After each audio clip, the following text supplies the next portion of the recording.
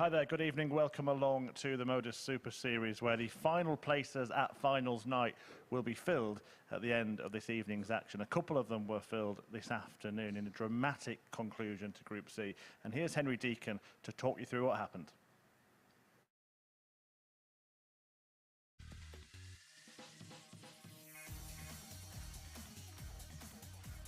Mike Sainz finished 5th in Group C, but it was a really impressive Thursday for the man from Gospel, beating a legend in Martin Adams, a real parting gift for him. Champagne Barry Bates has been a bubbly character around the Super Series this week, and he had his victory on Friday, and moments like that 1-2-6 against Gary Stafford. For Stafford, he began the day in 2nd place in the group. However, it was a 4th place finish for him as he couldn't capitalise on the good start he made earlier on in Group C. He did, though, get the better of Martin Adams. As for David Davis, he was a real move and shake in Group C on Friday. Found himself in 4th place at the beginning of play. A 4-1 day gave him hope of progression, but he was denied in dramatic circumstances. Kevin Dowling was awaiting the result of the final game of the group between David Davis and Martin Adams. He managed to get himself enough victories to get through via the leg difference methods. But it was Martin Adams, the Wolf, who reigned supreme in Group C, picking up 16 points, defeated just twice in his 10 matches. And the way he's been playing, he's going to be a severe threat for the Week 10 title. Yeah, it really was a dramatic end to that group. Matthew Edgar alongside me only used the edge of his seat in the commentary box. So we'll have a look at the table. Look, Kevin Dowling got through in the end, but it was by no means easy going for him, was it?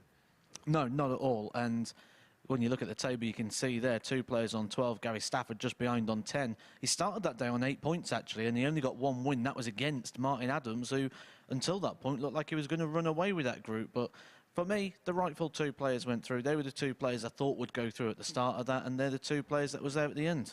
Well, let's now see how the week has developed so far in terms of players qualifying for finals night. Kevin Painter made it through Group A earlier in the week, and we've just seen the 2 players that made it through Group C. So the 5 players fighting out in Group B tonight. And, well, we'll look at the table in a moment. Paul Hogan looks like he's a win away, doesn't he? Yeah, he had a good day yesterday, didn't he, winning all 4 of his matches. And sometimes that's enough in itself. You know, you could come in tonight, lose them all and still qualify, but 1 more win for him will pretty much seal him over the line. But the rest is still all to play for. 3 positions in this group from the 5 players that are playing, or should I say 2 positions out of the 4. Yeah, well, let's see that table and work out what you think the other players need to do. If we're saying that Paul Hogan is effectively a shoo-in to join the legends Martin Adams, Kevin Painter at finals night, the other players fighting it out. There are 3 places up for grabs. Matt Clark and Colin Monk currently occupying those spots, but Mike Norton and Dave Prins both have shown this week that they're more than capable of taking it away from them. Oh, certainly. Dave Prins in Group A had these opportunities to be in that fight there to take that top spot from Kevin Painter. Mike Norton last night did some really good bits, just a bit scrappy on the doubles. We saw that in the last time he played in a TV sort of event. This is new to him still, and I expect that he's going to be doing a little bit better today. He could be the one that chases down those top 3. But for me, I think the top 3 stay as they are. It just might muddle round in terms of the order. Yeah, first match of the night is Prins against Norton, and Prins got himself into contention really in this group with victory against Norton at the end of last night. That was a 4-3 win for the Badger,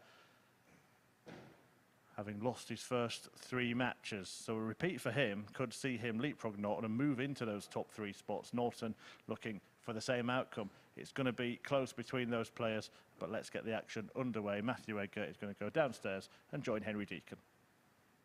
Good evening, Chris. Good evening, everyone. Welcome along to Friday night at the MODUS Super Series, which means the conclusion of Group B. And if it's anything as dramatic as what we saw this afternoon and the end of Group C, then we are going to have some darting drama ahead of us. First up on the hockey, Mike Norton up against Dave Prins. Norton, a man from the southwest, proudly from Weston-super-Mare, takes on Dave Prins from Peterlee. 6 World Championship appearances to his name, nicknamed the Badger. He will have work to do by night here if he's to progress his way through to tomorrow night's finals. Up against him, the 59-year-old Norton, as I say, from Western Supermare, throwing with a Eric Bristow dart. Well, game on. Paul Hinks is our referee for all 10 matches this evening, and joining me in the commentary box, one final stint together after a fantastic couple of weeks. A very good evening, Matthew Edgar. I wouldn't have said fantastic, but it's been a couple of weeks 81. with you, Henry. We've just thrown 3 darts, Matt.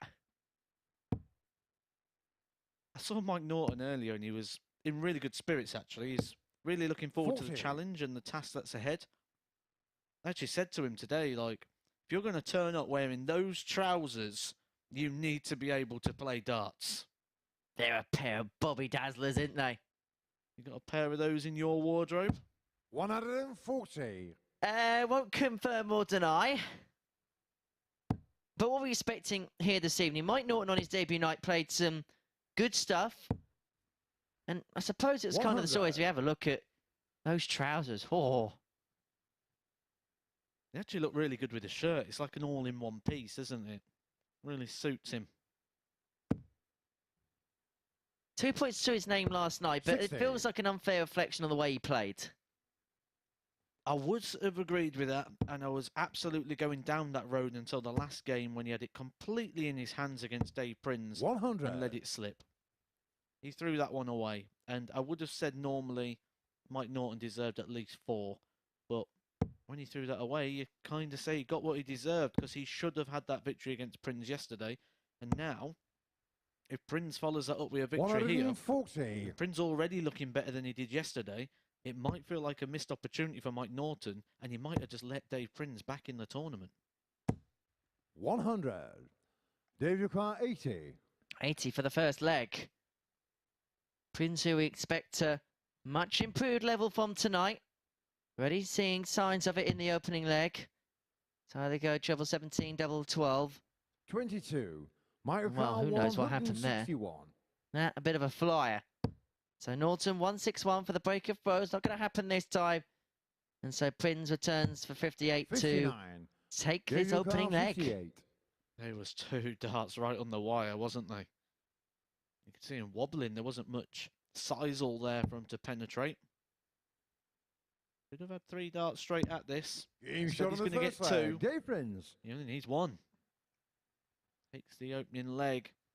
And already looking a lot better. Looking a bit more like that tweet we got last night Second leg, from Mike to throw his first. son Game when on. he says, Badgers like to play at night. If you do want to 45. get in contact with us at the Super Series, it is at MSS Darts on Facebook, Twitter and Instagram. You can also get myself and Matthew Edgar on Twitter at H_Deacon Media and at the Edgar 501. Send in your comments. Also send in your questions. We're more than happy to, 100. well, pretty much answer anything.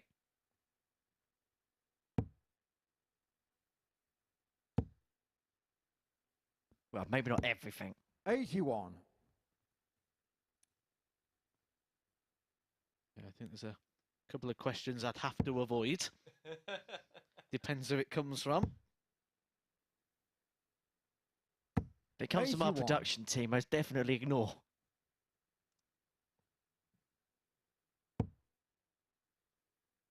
I get the feeling that first dart there for Mike Norton is 100. exactly where he wants it to be. Just on the top with that slight kick, because that's how his darts go. In the middle of the bed, just above the wire. Obviously, he'd like it in the wire, but I think if he's going to be hitting those regular tons and 140s, that first dart 40. ideally needs to go above. I think if it goes below, we could start seeing a couple of bounce outs come in. We've seen one already.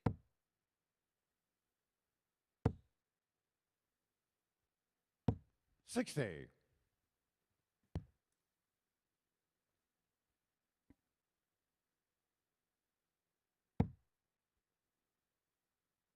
Prins throwing now, a man saw in the Seniors World Championship. 100. Event that is not too far away. Couple more spaces still available in the qualifying. 83. Quality lineup, quality field. I'm really looking forward to that event. more so than some of the sort of higher ranked majors, because 100. the unknown Michael factor, Carl, the variables, 132. the legends.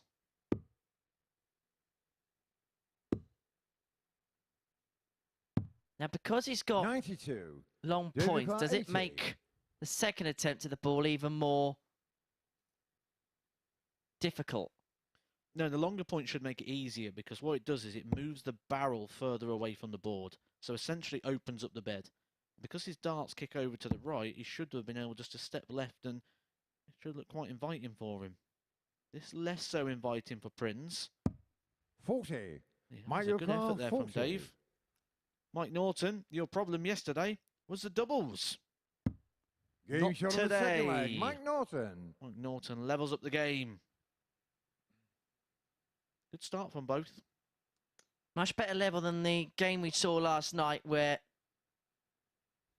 Third leg, Dave to serve just first. dovetailed Game for on. the players. Prins up to the oche then at the beginning of leg 3.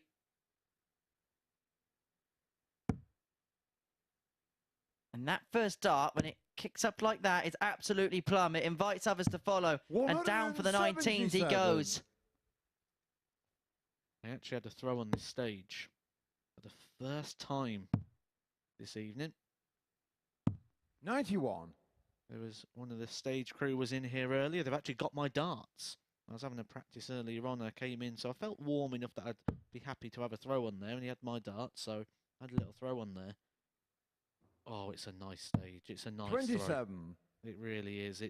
It's right up there with the very best. And the thing is, it's easy for us commentators to be sat here and hype something up. You don't need to hype this 60. up, but it speaks for itself.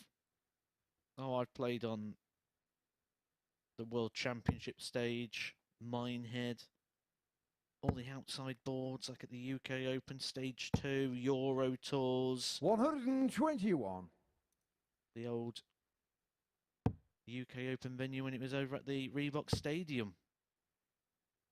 Played on quite a lot 100. of stages, and this one's up there with the very best. Nice and open.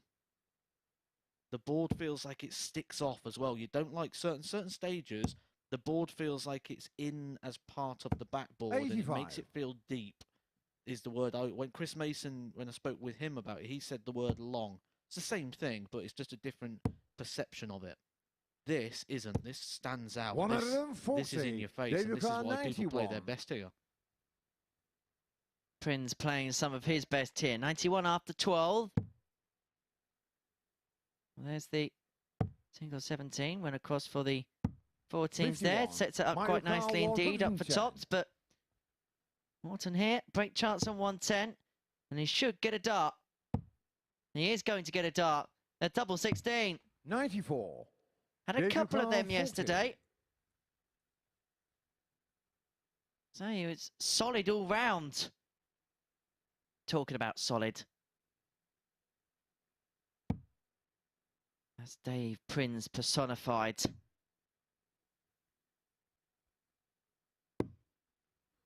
No score. But too far Michael down for the Carl, Badger. 16. And so Norton double 8 for that break.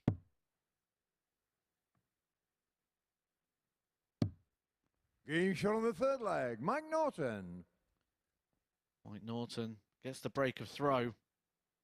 He couldn't capitalise yesterday. He let Dave Prins back in the tournament. Fourth leg, Mike to Said serve he first. kind of got Game what on. he deserved. Will he get what he deserves today? Kind of does deserve more. I think he's played so much better than 2 points suggest.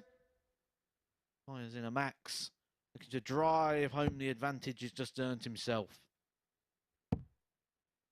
The first max of the night called by Paul Hinks. 44. Incidentally, in the afternoon session, we actually broke a bit of a milestone for this series. We broke the 2,180 mark. We may be breaking more territory here, but the 9 darts won't go on this occasion. 140. But nonetheless, with the darts, Mike Norton's put himself in a fantastic position. Perilous from Prince's perspective.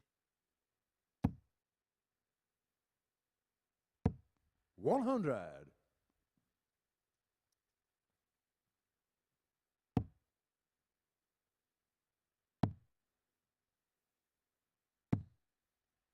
The entry of the 43. board from Mike Norton is almost Ronnie Baxter-esque, where he twists his hand and as a consequence twists the dart round before then releasing into the board.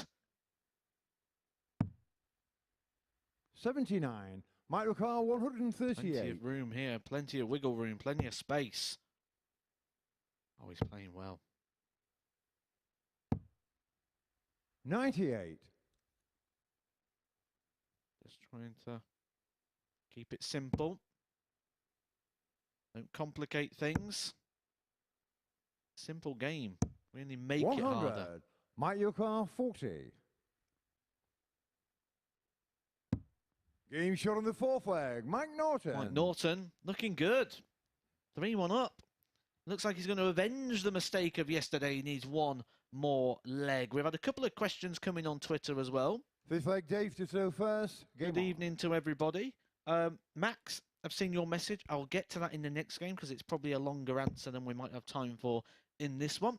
So I'm going to go to the question from Christian Jones, who says, what are our 60. thoughts on Cadby winning a tour card? He says, personally he's excited, looking forward to seeing it, and he wants to see him go head-to-head with Gerwyn Price, one of the most iconic games 100. on the World Series stage. Personally, Christian, I think it's good and I think it's bad at the same time. It's great that he's back on the tour. It's bad that in 2023, Corey Cadby is playing in Q School. Corey Cadby should be a 99. world champion by now with the ability that that guy's got. And I've always say it when someone says, what's the most disappointing thing in darts? For me, it's the fact that Corey Cadby's not a major champion already. 100. Shouldn't be in Q School in 23. And there is just something so enigmatic about Cadby. Almost like back in the 80s, an Alex Higgins type character who has this immense 60.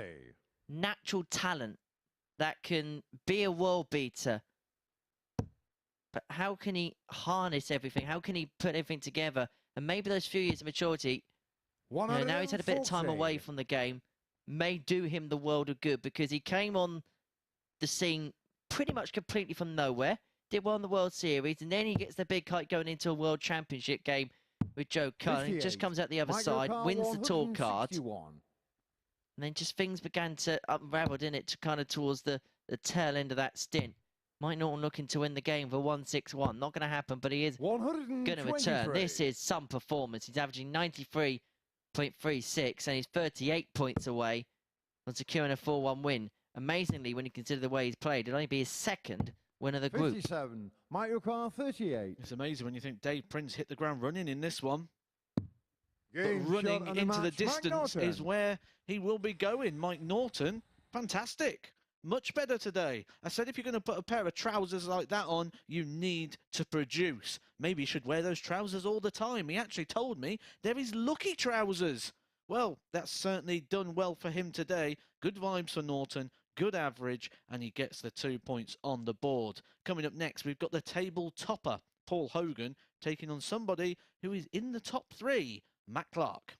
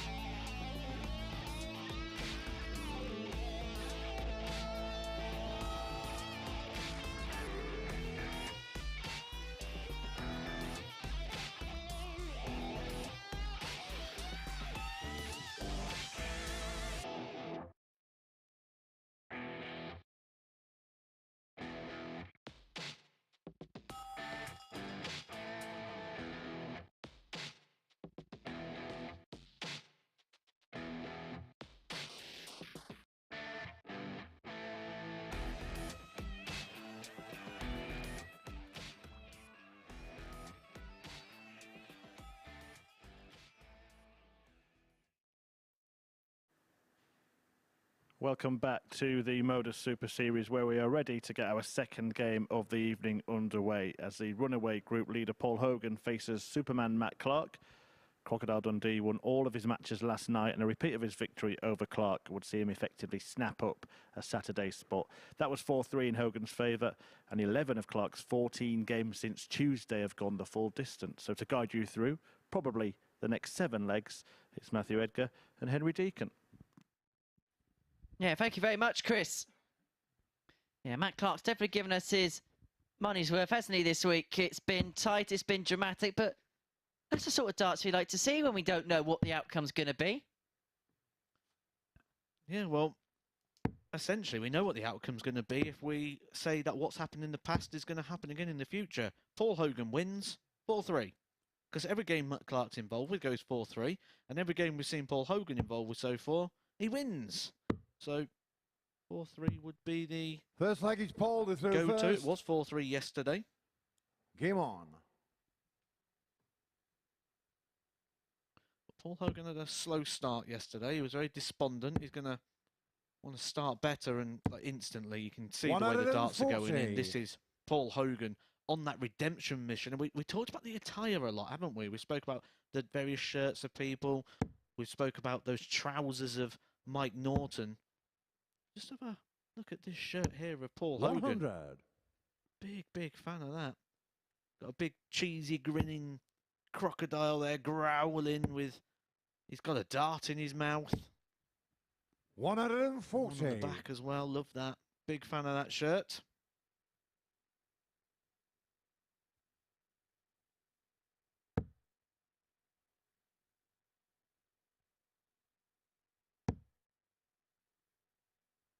I think Paul Hogan is probably going to be one of the players that will be heading to Reading in a couple of weeks, haven't you? The weekend of the 27th to the 29th, the World Seniors Championship qualifier, along with a couple of open tour events. There's the crocodile. Look at that.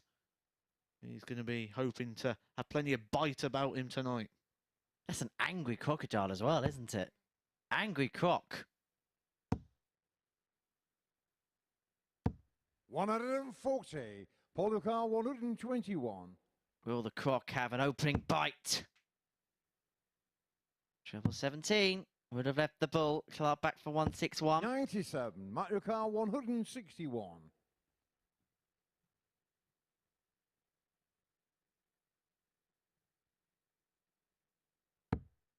It won't go. So after just 12 darts, 57. Paul Hogan Paul comes Lucar, for 12s. 24. It's all the 12s. Game shot on the first leg. Paul Hogan. It's 13. That is a cracking start to the night. He's carrying on where Mike Norton kicked off. If the standard stays like this all night, Second we leg are Matt in to for a throw bit of a first. treat. Game on. I'll tell you what, how good was today as well? I know he had a little bit of time at the end of the programme this afternoon to talk about it, but Martin Adams, that 101 average, and on top of that, the performances he put in consistently 140. over a period of 10 games, that is up there for him.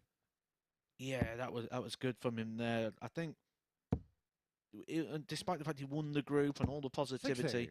if there's one thing I think was disappointing for Martin Adams, it was those 6-match darts against Gary Stafford. It was the first sign of any sort of mistake that he wasn't able to rectify, because obviously it was 3-3 at the time as well. But he'll be disappointed with that 6-match darts, and 140. it did lag over, didn't it? He went on and lost the next game. Was it to Mike Symes in the next one? Yeah, what a day he had there. So Kevin Downing and Martin 60. Adams going to be here tomorrow night. You could be here too. Tickets available, dartshop.tv, the place to be to get them. Clark here, 2 ton 40s to kick off the second leg of this match with the darts. 45. It's interesting, just when you look at Matt Clark's career and you delve a bit deeper, just the longevity of how long he's been at the top end of the game. We're talking mid-90s when he really did emerge, and then playing a flurry of World Championships towards the back end, and then the early noughties, and then into the early 10s as well. Consistently good 60. performer for a long period of time. And he leaves himself here on 116 with Hogan back on 281. He's going to get a poke. 91. Well, he's going to get two pokes, isn't he? 116. Yeah, nothing Hogan can do, back on 190.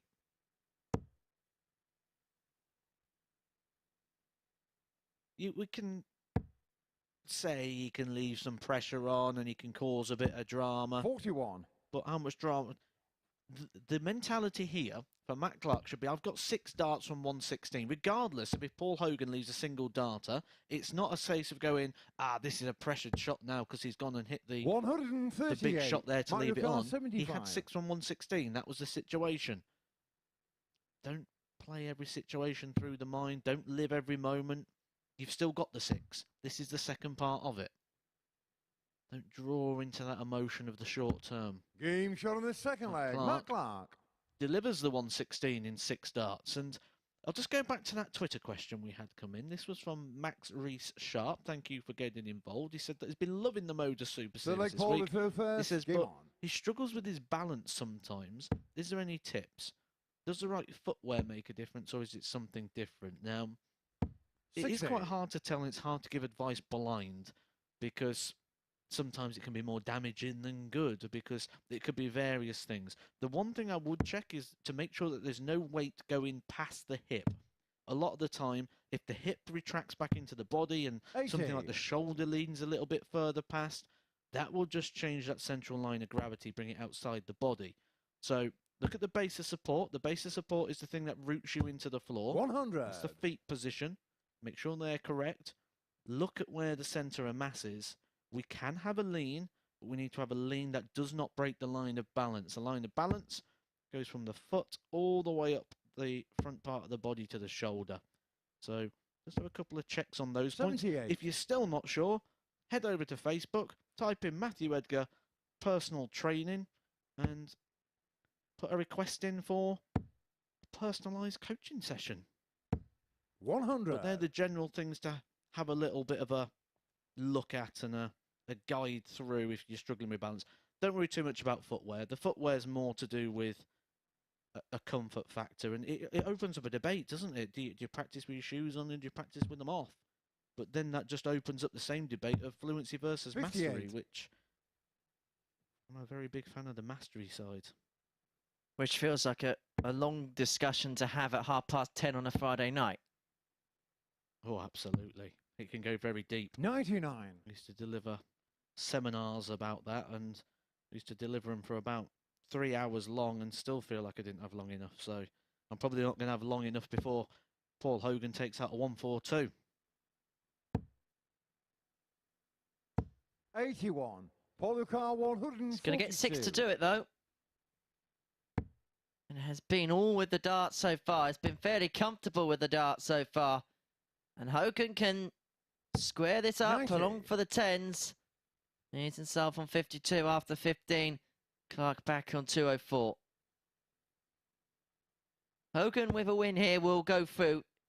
There'll be no arguments there. 10 points is automatically enough in Group 100. B to make your way into Saturday night's finale. And so 2 darts at 216s to put him halfway towards it.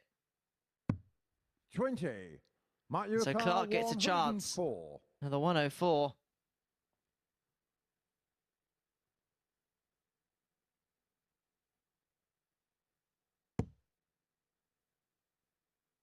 Triple 20. Would have double 12. And so Hogan back at the target that is double 16 for a 2-1 lead. So when he had a couple of darts at this double, he doesn't need any more. Paul Hogan. And so already Paul Hogan is halfway towards tomorrow night. 2 more legs, he's in. And he can just enjoy Friday night at the Super Series as a extended lap of honour. As a little stroll around the stage as a warm-up act for the big one tomorrow, when the crowd will be in, when the 5 bags will be on the line. And the giant novelty check.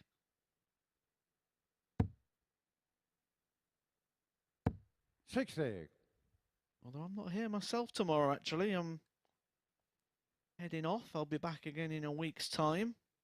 So you don't have to miss me for too long. So I wonder who's going to get the honour of the giant novelty check. I'm with Corinne Hammond in commentary tomorrow night. 137. So I'd imagine it'd probably be her honour.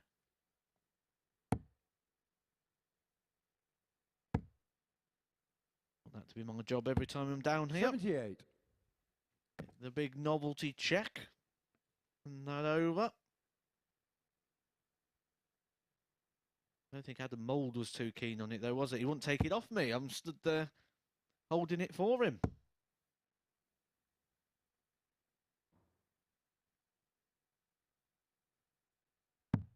$59.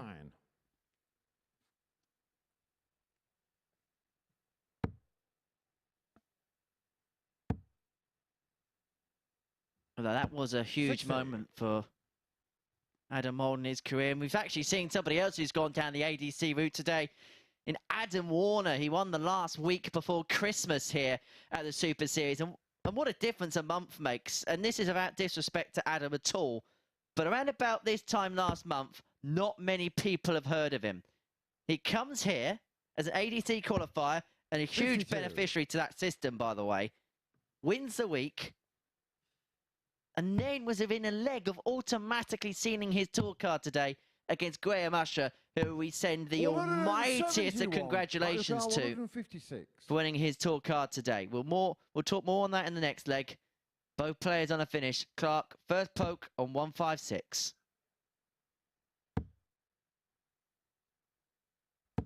I love this finish. Paul Car 132. I love the 132. Oh, that's a nice lie, that. Fancy this if the treble goes. I think that was the hardest part of the combination 64. there. Mario Kart 16. We shouldn't be surprised if this goes in and we have a best of 3, because any game involving Matt Clark tends to go tight, tends to run the course.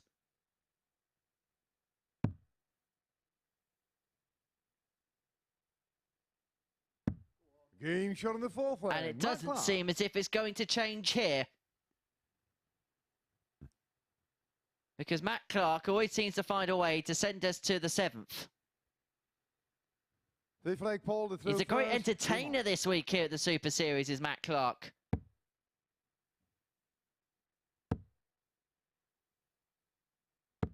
$60.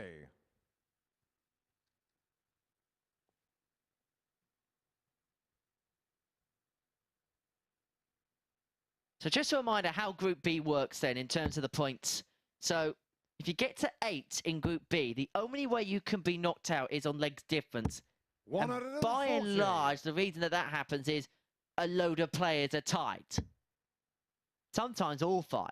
But if you get to 10, it is mathematically impossible to be caught by 3 other players. And so you get to double digits, you get to Saturday night. It's not a catchphrase that's going to catch on though, really, is it? 82. It's not quite got the tungsten time vibe about it, has it? Yeah, it's not, doesn't roll off the tongue. 140. To be fair, nor does tungsten time. Your lips got to do a lot. The lips have got to do a lot of work there.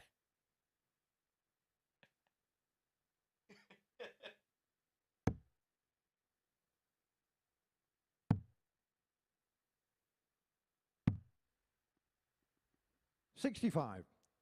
Paul Car 161. 6 starts of Hogan from 161 for 3-2. And it's all been with the throw.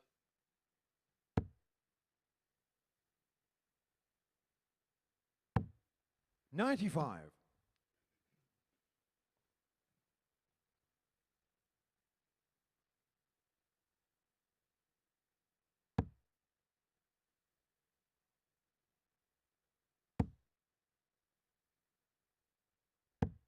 $94.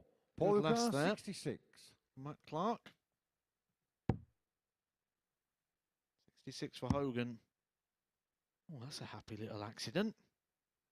Well, they're saying that he loves the double 18, doesn't he? It's one of his, if not his favourite double. Matt Clark just likes spoiling people's day. He likes to ruin the party.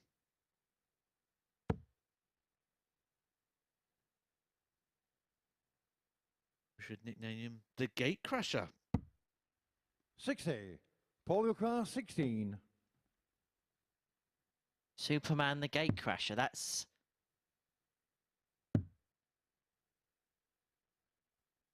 a follow-on we don't want to know about. Well, Paul Hogan will be happy with that. The first start was almost akin to that double he had against Glenn Dovett. Remember when he had that double 8 to see if does it?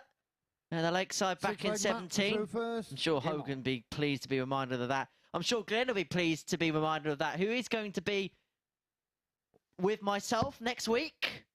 The three-time BDO World Champion or Lakeside Champion. He likes to be called the Premier League winner. 55. I believe he took him to a toy shop not long ago, Matt. Yeah, I need to stop going to that toy shop. Although 60. I'm looking forward to loading it all in the car.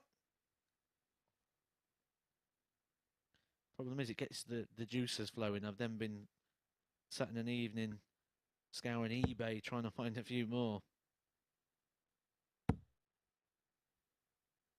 We had a good day that day. We even 59. found a trophy that looked like the World Match Play and a nice little picture next to it for Twitter. And Glenn was quite happy because it's the closest he ever got to that trophy. He did get to a semi twice. 140. In 19 and 20.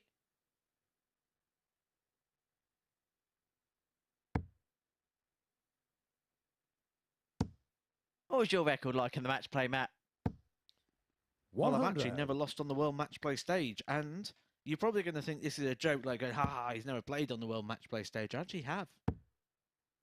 They ran for 1 year a 100 junior match play event that ran alongside it, and I was the pre-show entertainment for Phil Taylor versus Richie Burnett when we played the semi-finals and the final, of which I won. Did they ask for a refund? Well, I got a goodie bag. 55. This was before the days of big money in youth darts. I got a goodie bag. You know, the World Masters champion used to get a certificate. 95. Nowadays, they're playing for £10,000. And a giant novelty check. They're placing the World Championship, placing the Grand Slam. Much more lucrative now.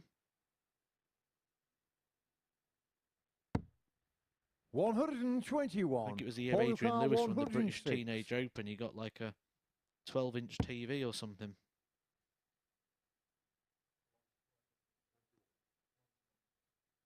Well, that's 15 scored. So treble 17 is going to be the target now for Hogan for the match.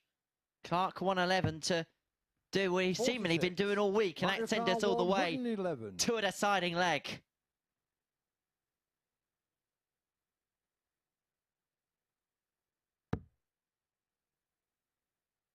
So now he wants the treble 17. It's not going to go this time. 55. So this is match opportunity, which would give us half of our usual things, which is Paul Hogan wins.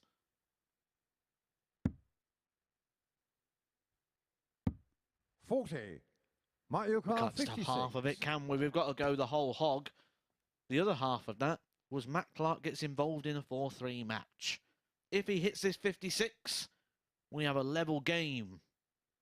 And I believe, when we look at yesterday,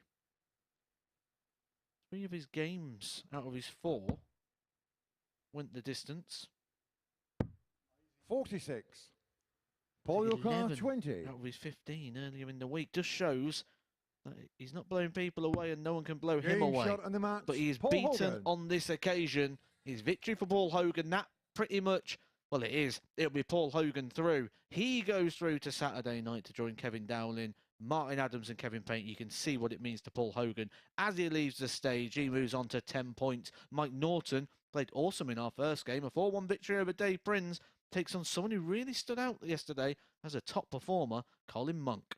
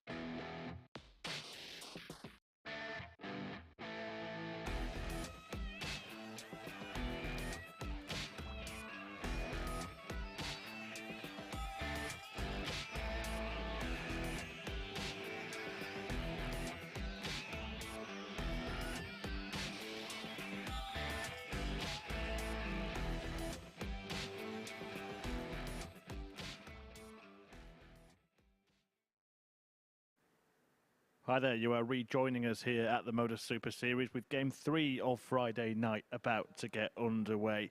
In Game 2, Paul Hogan defeated Matt Clark to secure his spot at finals night. He cannot be caught by enough players to stop him progressing to Saturday. In Game 1, Mike Norton defeated Dave Prins 4-1 and therefore went level on points with Clark and Colin Monk, who he is about to face. Monk won their first meeting in the group 4-3. The winner would put themselves in pole position to join Hogan, Adams, Painter and Dowling at finals night. To talk you through this one, it's back to Henry Deacon and Matthew Edgar. Thank you very much, Chris. And me and Matt were both impressed by Colin Monk in his opening evening's action here at the MODUS Super Series. He takes on Mike Norton, who we've already seen in the winners' enclosure this evening. He got the better of Dave Prins in our opening match of the evening by 4 legs to 1. But Colin Monk, going into yesterday, was, fair to say, a bit of an unknown quantity. We'd seen bits of him on the senior circuit, but we didn't know how he was going to react to this stage. It's been a little while. But there's something in the water in the Monk household at the minute, isn't there? Yeah, he played really well yesterday. I was really impressed with him, but you can't not be impressed with Mike Norton at the same time, who played earlier on today. And will that advantage of being up there already and having a game up there, how much of an advantage will that be for Mike Norton taking on Monk in this one? 45.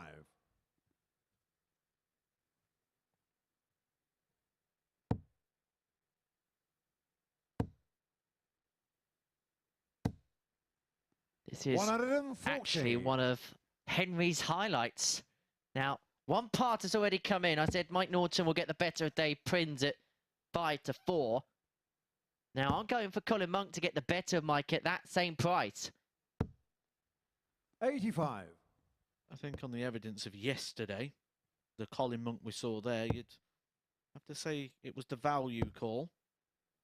But you must be a little bit more nervous 60. about that after the performance of Mike Norton when he blew Dave Prins away in that opening game. The other selections is Matt Clark to beat Mike Norton at 5-6, and then Monk to get the better of Prins at evens.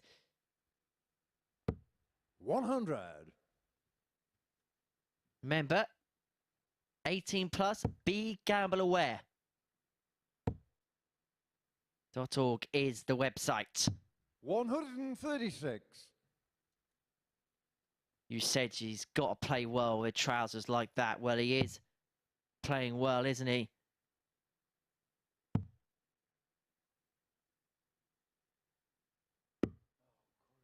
$90. Mike Good O'Connor, thinking. 40. Not the good application there. Game show on the Mike first Norton leg. has- Mike Norton. So he told me they were his lucky trousers.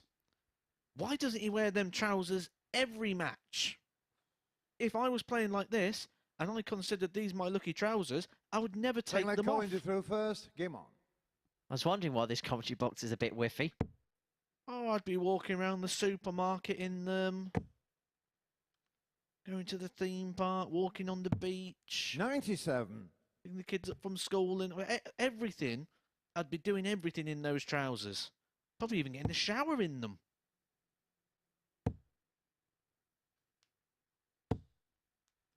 $140. And I'm trying to think, where else in everyday life would you wear trousers like that these days?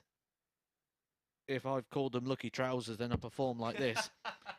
There's not one part of life I wouldn't be wearing those 60. trousers.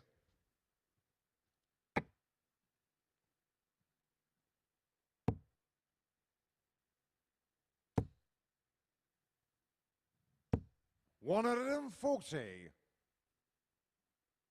Shall we do an early average check? It's a bit good, isn't it? Started very well. Monk not getting that first dart 100. going the way he was last night. He's a proper first dart merchant. Always just plonk that one in. But on the same aspect, he's probably feeling like he's chasing a little bit here because 45. Mike Norton is absolutely sprinting along here like Speedy Gonzales.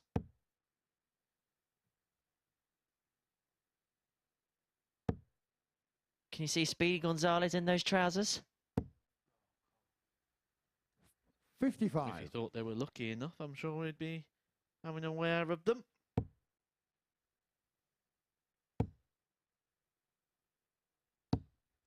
$100. 3 scores of a ton and plus. 3 scores of 140 plus. Leads them on 76 after 12 to storm into a 2-0 lead. And Colin Monk hasn't been allowed to put a foot wrong in this game.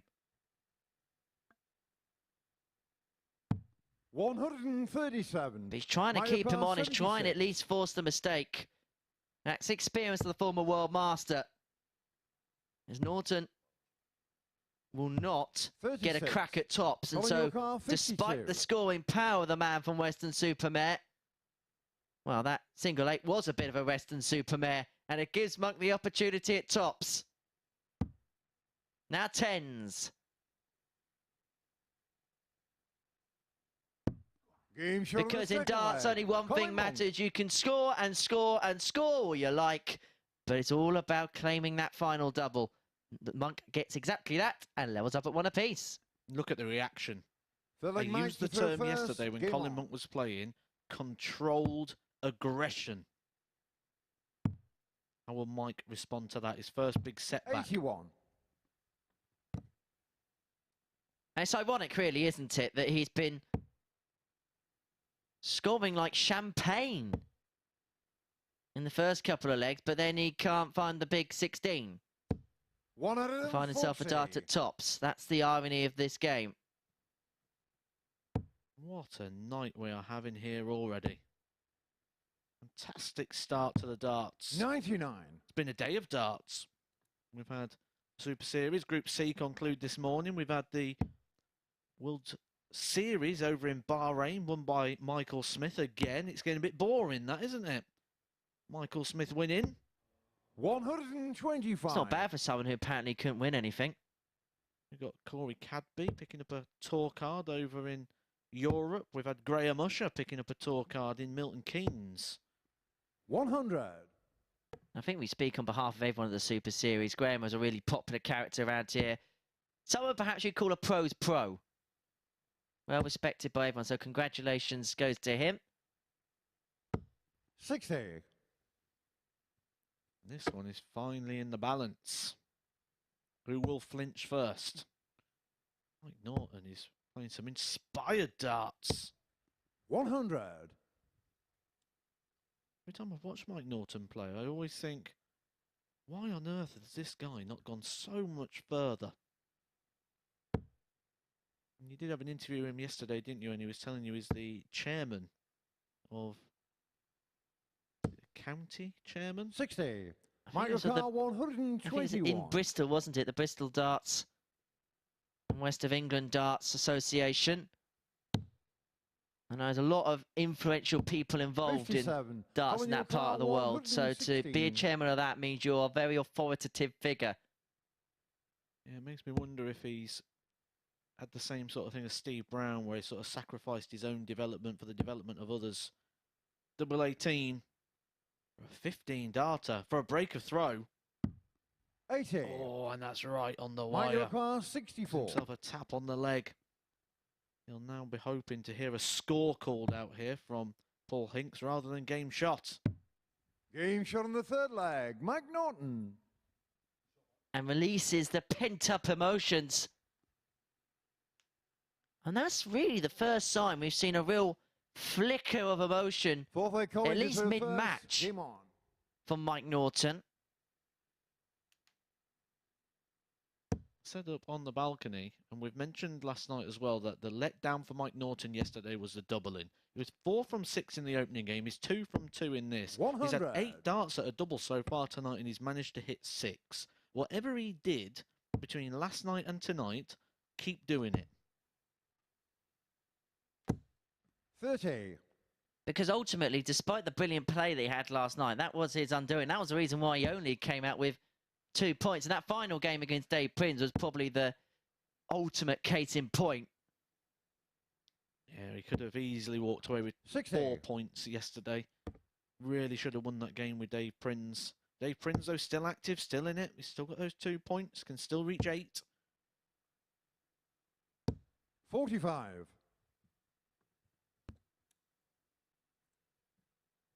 I had a question in from Lee Seymour. Evening, Lee. Henry, can you ask Matt who are the 4 players getting tour cards at Q School tomorrow and Sunday 140. after his 2 came in today? Oh, Considering you're not here. I gave you 2. Now you want the rest. 140. Some would call that a bit greedy. Can you tell I'm stalling? I'll give you that in the next match. I'll get the list up and I'll give you some to watch. I was going to ask after them 2 came in today, could you jot down your 140. lottery numbers? But I think it's a bit too late now, isn't it?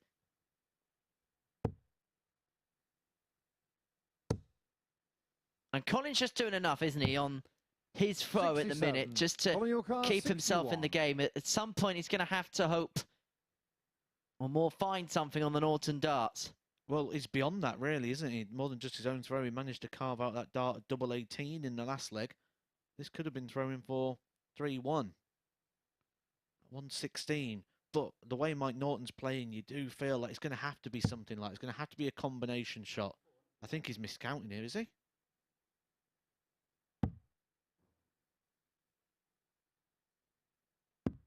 Game shot on the fourth Well, that's leg. bizarre. Colin Monk. Unless he was just adamant on leaving tops, which if that's the case, he surely would have gone treble 7 for tops. It looked like he was going for the treble 17, which This is leg double Mike to throw 5. first. Game on. He's got it. It's 2-all, that's the main thing, but just seems like burning a dart if the target was to go 60. single for tops. Effectively, you think it's the wrong way to a right outcome. Yeah.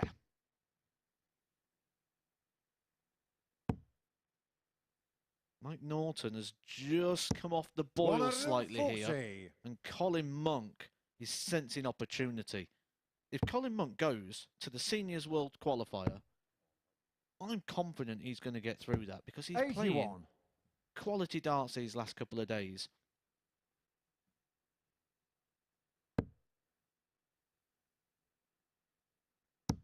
Which begs the question,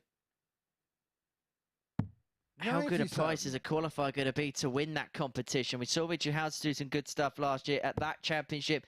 David Cameron, the qualifier, winning the Masters at the Lakeside. 60. And as the World Seniors is in this phase, obviously we've got some legends as well involved. But the qualifiers are usually the ones that are playing more circuit darts, shall we say. And because of it, does it make them more of a 60. threat? Because they would have won on the floor and they would have had to have won matches to get there. Yeah, this activity, isn't it? Playing, getting the reps, feeling the emotions. 100. He's broke the throw, though, in the scoring phase. These are 3 darts. These are setup darts. He would do anything right now for a 140, especially now he's hit a 5. Well, opportunity is knocking, Colin. 70. Great recovery. Only a treble would have saved that situation.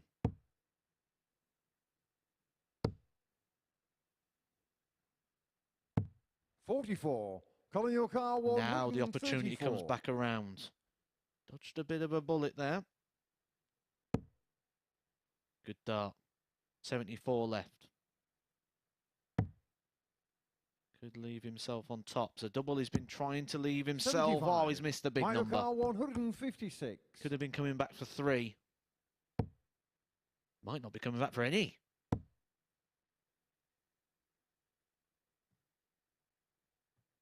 And is this the mid-match move for Monk? 100. Colin, your car 59. Mike Norton came out the traps, all guns are blazing, but Colin Monk was able to hold back that barrage. And if he can find this double 10,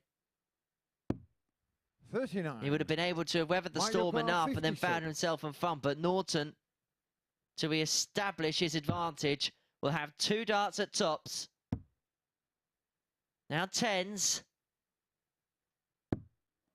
36. And this suddenly Colin, your becomes a car, huge 20. passage of play. Both players missing darts with a 3-2 lead. It's Monk who's going to get first dibs at a second opportunity. Oh, double 5.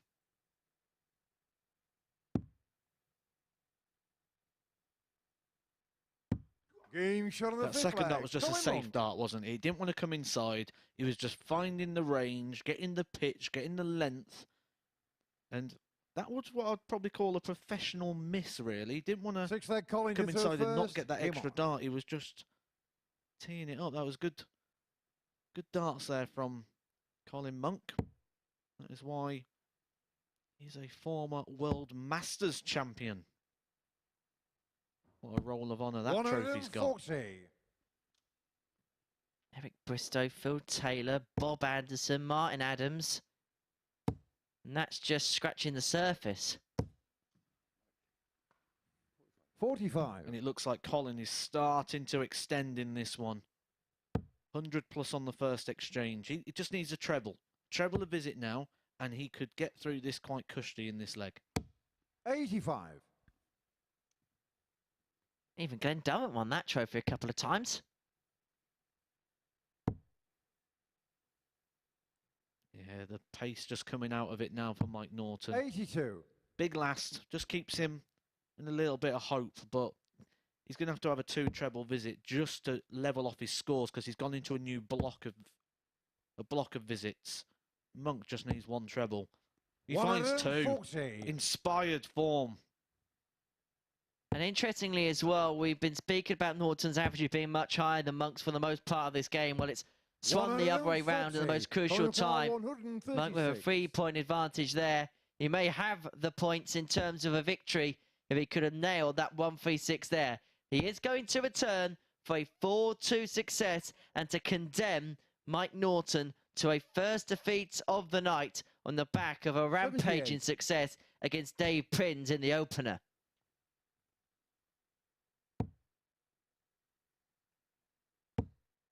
Oh, he probably should have been down at the 19s there. Rescues it anyway. 58. But you feel that this might be 6 starts here for Colin Monk. He'll want to get it done in these 2. He'll let you know if he does. Colin Monk kicks his night off extremely well. Mike Norton, watch those first 3 legs back. That was an incredible start from him. But Colin Monk gets over the line, grounded out, and it was consistency that won the day there. Colin Monk, a 4-2 victory over Mike Norton. Coming up next, we've got Matt Clark versus Dave Prins.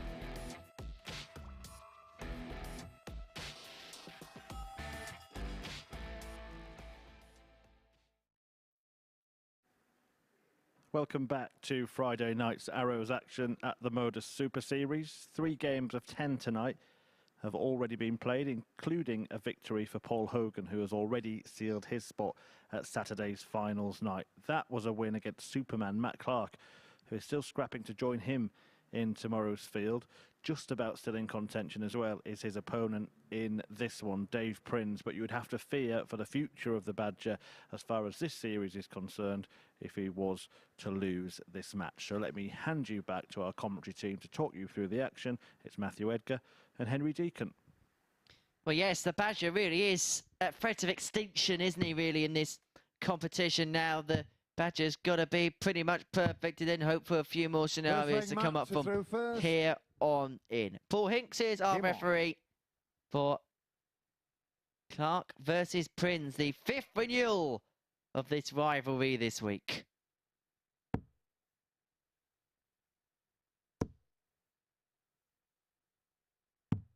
$99. Yeah, this is backs to the wall time now for Dave Prins. Can't afford to lose any more. If he loses this, the maximum points he can reach is 6, and I think that's game over then for Dave Prins, and he moves into his last couple of games playing for a little bit of pride to take home for the long trip back. Yeah, don't envy that journey from Portsmouth up to Peterlee up in the northeast. 41.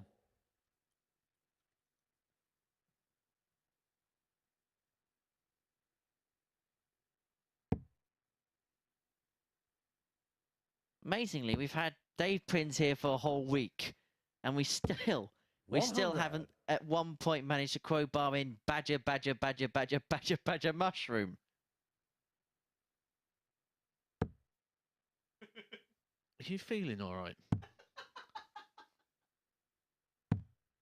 86. But you're going to see the end of me tonight. I was thinking that from about 2 weeks ago. Poor Corinne.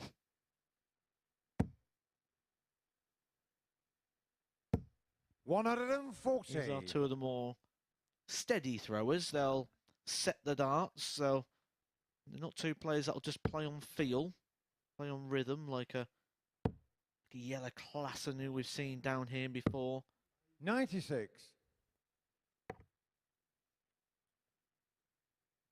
Set the dart. Sight the dart.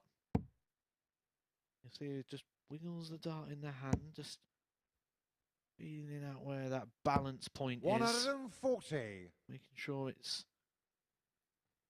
locked and loaded before beginning the motion of the arm.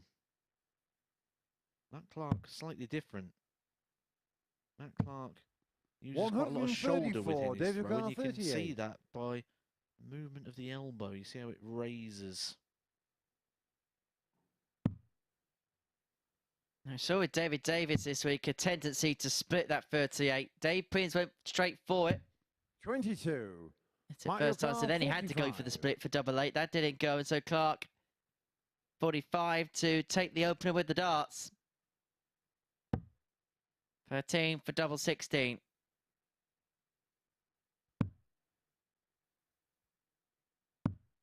$29. David Carr, 16. Not this time. And so Prins returns for double 8. Another stab at it.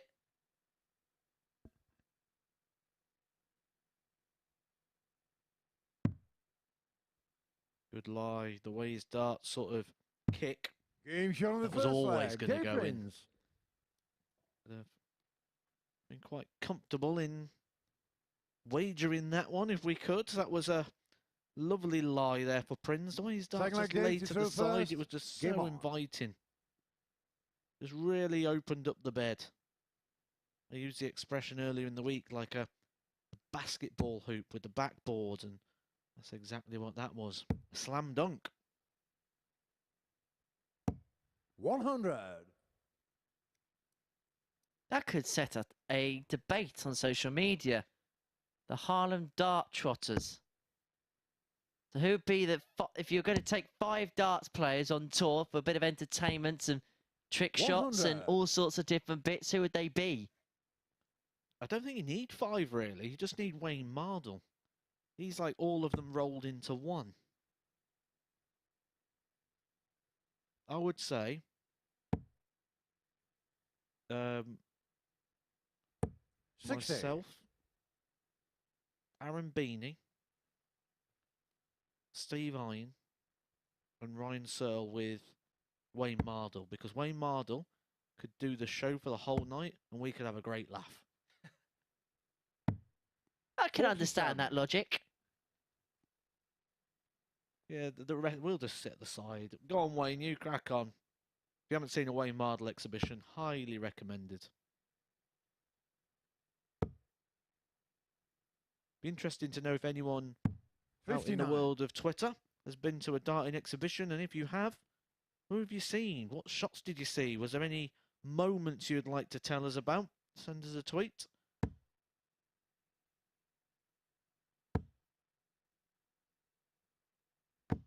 $140.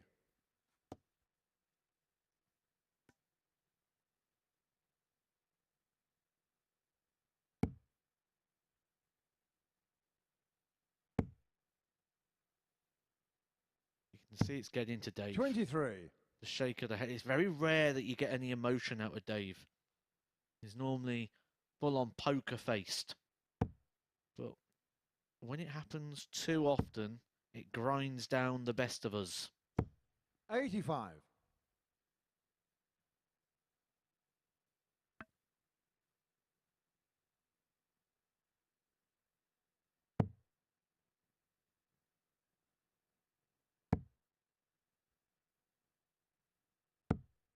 $99. Michael Carr 129. Get the throw back. He'd missed 2 darts in the opener. 104. Dave Carr He's 160. aware of the threat of Dave Prins. He's aware what the Badger can do. Thinks that the 160 is in reach. Not on this occasion for Prins. 100. Matthew Carr 25. To level us up for a second consecutive break of throw in this game. Now, most players like to go 9-8, but Matt Clark bucks that trend by going 17-4. It's his MO. It's his way. 17. But this time it doesn't work. Dave Carr 60. Did you hear the cry? It says, "Oh, stop." He's had enough of missing those doubles already. 5 darts, 5 chances.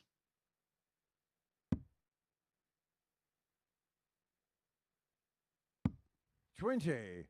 Matt He will Carr 8. get more, but you feel time could be running out for both these players, depending on what happens here. Matt Clark lost his opening game 4-2 to Paul Hogan. That's not a settler. That is awkward.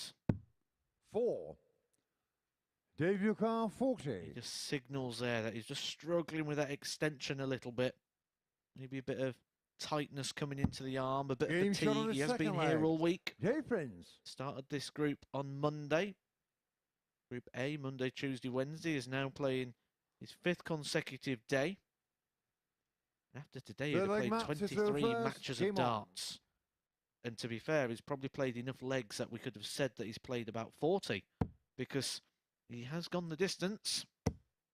He does go the distance, which is a good sign for Matt Clark to say that he's very competitive in every single one of his matches. No one's blown him away. He hasn't blown anybody away. Every time Matt's on the hockey, because it's always going 4-3, you'd say that every 100. single Matt Clark game would be a sort of 50-50 sort of game. But he's got work to do to get himself back into this one. The 9 won't be threatened on this occasion. Notice that 140. change in pace. He is struggling with the extension. He is struggling to find the reach. So the fix to that, if you can't put more force in, because by putting more force you'll lose more accuracy, we need to generate more natural force. The way to 95. generate more natural force is with pace.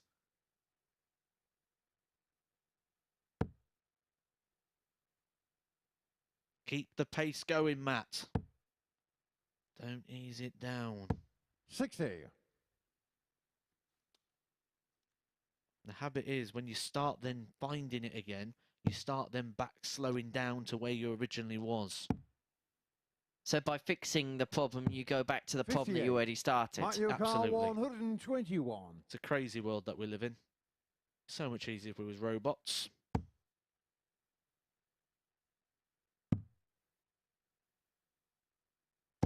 $83. But we wouldn't get the drama, would we? Drama is what's been served up all week here. That's why we love sport. The unpredictability. Saw some 60. sizable upsets Mark your car, 38. this week. Clark this time decides to split. Well, that was a rueful smile to say again. That's yet another wire bender. 6. Add another to the list.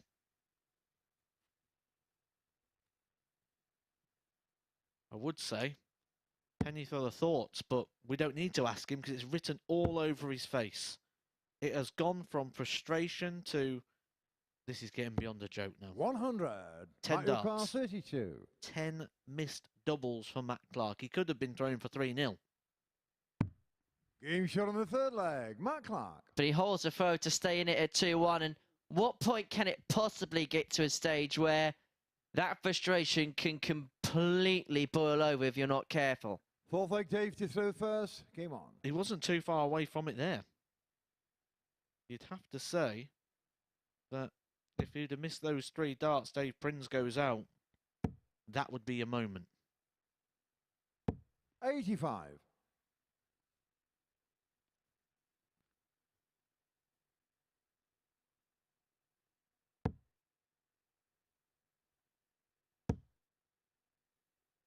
Pace is good, Matt. 140.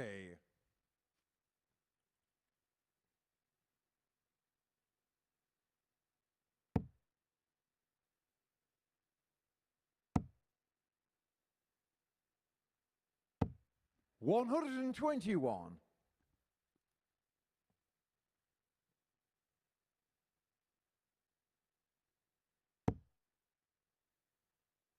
Stick to what works. 140. He's starting to find.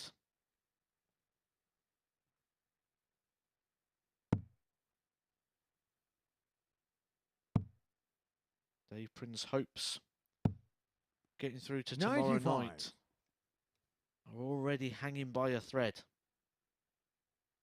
Cannot afford to lose this match to Matt Clark.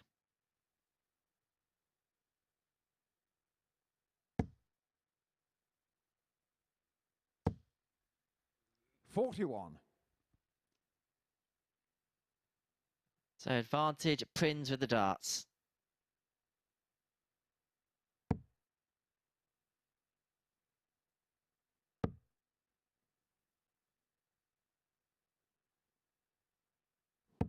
$140. Key visit. Key visit. Knew he needed 2 triples there just to really pile it onto Clark. That's exactly what he does. Superman needed a ton 40 of his own. It's not going to come, and so Prins, all 54. things being equal, should get David 2 Brown, darts 60. for 3-1 lead. And it forced Clark to hold to stay in the game. First objective first. Find the tops. That sinks below. Double 10. 40. Chance. Mario And we've seen Clark take out 126. finishes in and around this range this week.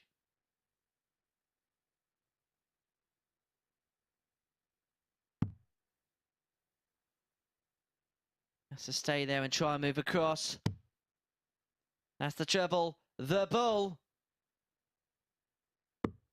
Game shot on the fourth Game leg. Matt Clark. Changer. Seismic moments in this particular darts match. Dave Prins has missed 2 for a 3-1 lead. Matt Clark has come straight back up to the Big leg hockey Matt to throw and has first. nailed a Game on. 1-2-6 right in the middle of the button.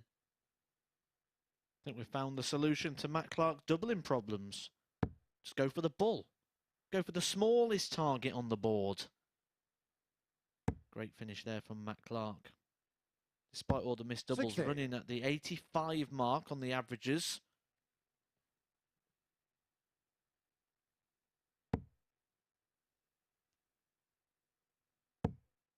Got the only max in the game so far. 180. And that statement did not last too long.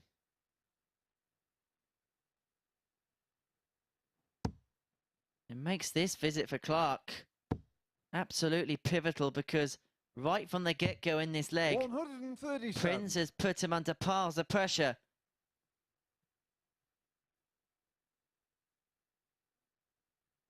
Clark got 2 wins yesterday. That equates to 4 points.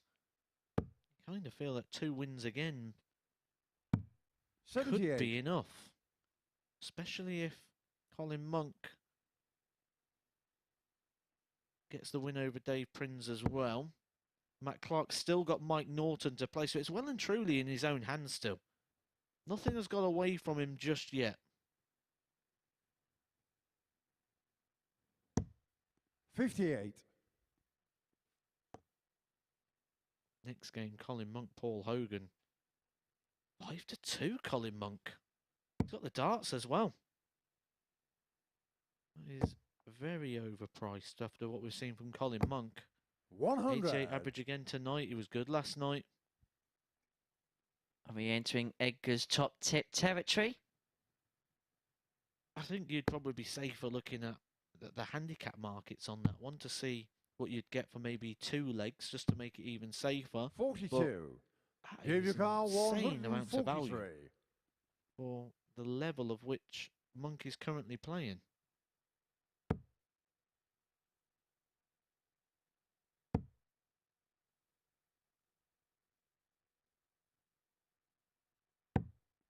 $98.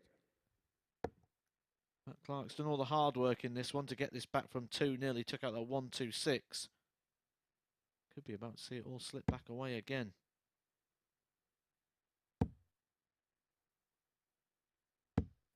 $40.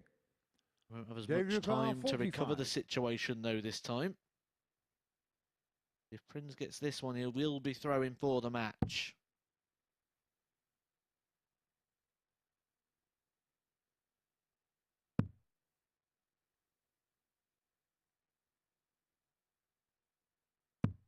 $13. Might give a car 164. We've already seen one big finish on the ball for Matt Clark when Prins has had the opportunity on the double and hasn't taken it. But this would be as big as we've seen all week. It's not going to happen. And so Prins for the break for 3-2. And then 60. the opportunity Gave to your car throw 32. for the match and to keep his hopes in this group alive. To make a real push up the table.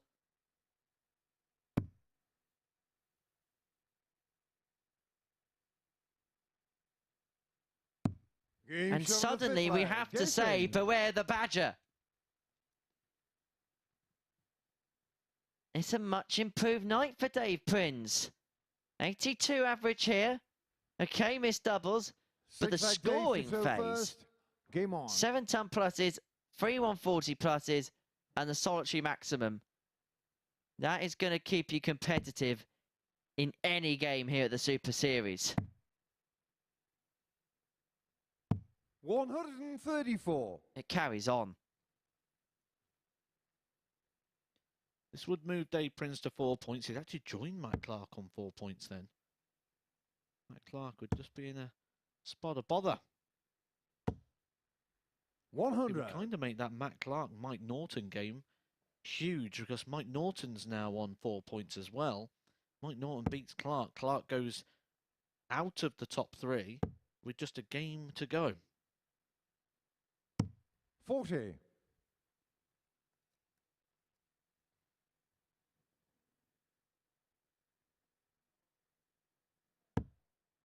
Coming up after this, Colin Monk against Paul Hogan.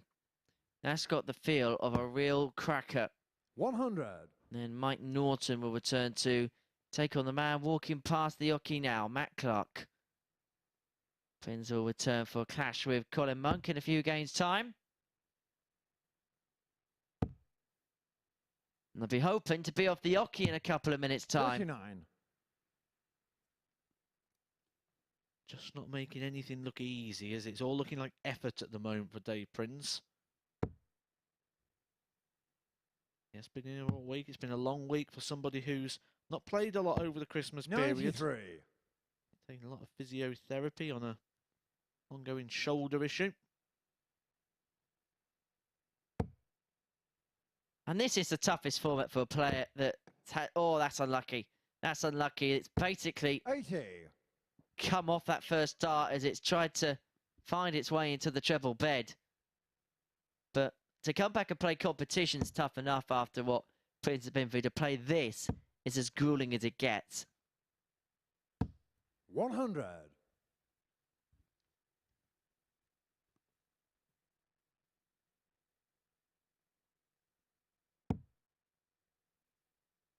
Since he needs 2 trebles here, Prins. 100. Mayuka. Both from 108, but it's Clark with first poke to send us the distance.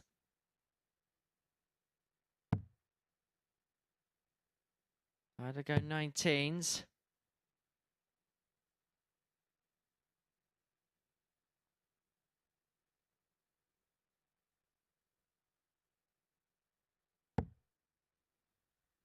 $50. David Carr 108. For the match. 2 darts to find a treble. Finds it with the first. But he can still do it. 72. He wanted the ball. 58. What on earth? Can Clark capitalise?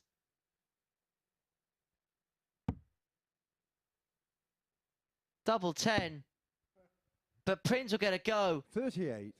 These are darting moments that beg a 36. belief. Maybe he knew all along. Maybe he's playing us like a fiddle, like a banjo.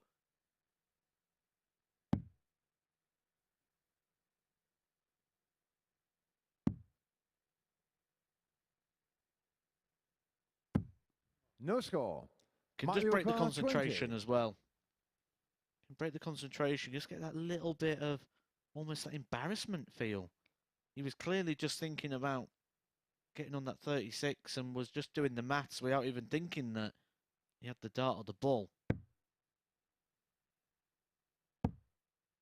2 2s for a match saver. 16. David Carr 36.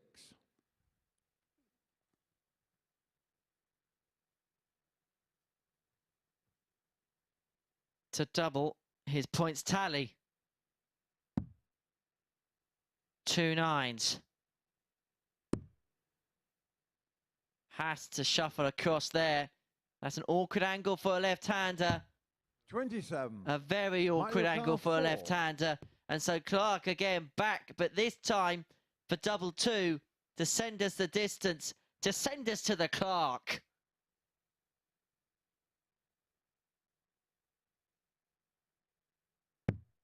Game shot on the 6th leg. Matt Clark. And so once again, a game involving Matt Clark sees us go the distance. 3-3 in this battle between the pair. 7th and final leg. Matt to throw first. 2 points which for Matt Clark would, well, it put him on to 6, give him a gap to Mike Norton after 6 rounds of fixtures for the pair. Whilst the Dave Prins, well, he puts himself quite nicely in the mix, because that race for third would be Clark on 4, Norton on 4, Prins on 4, and Colin Monk would feel a little bit prettier about things on 6. 100.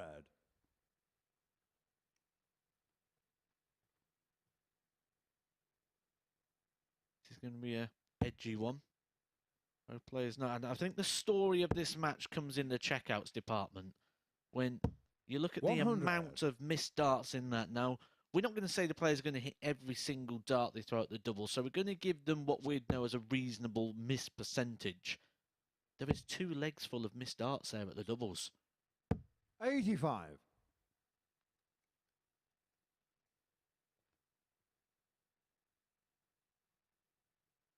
Nothing wrong in this phase of the game.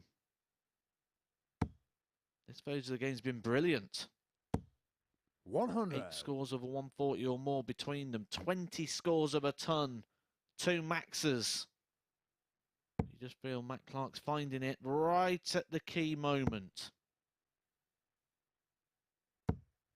100. Mario Kart 161.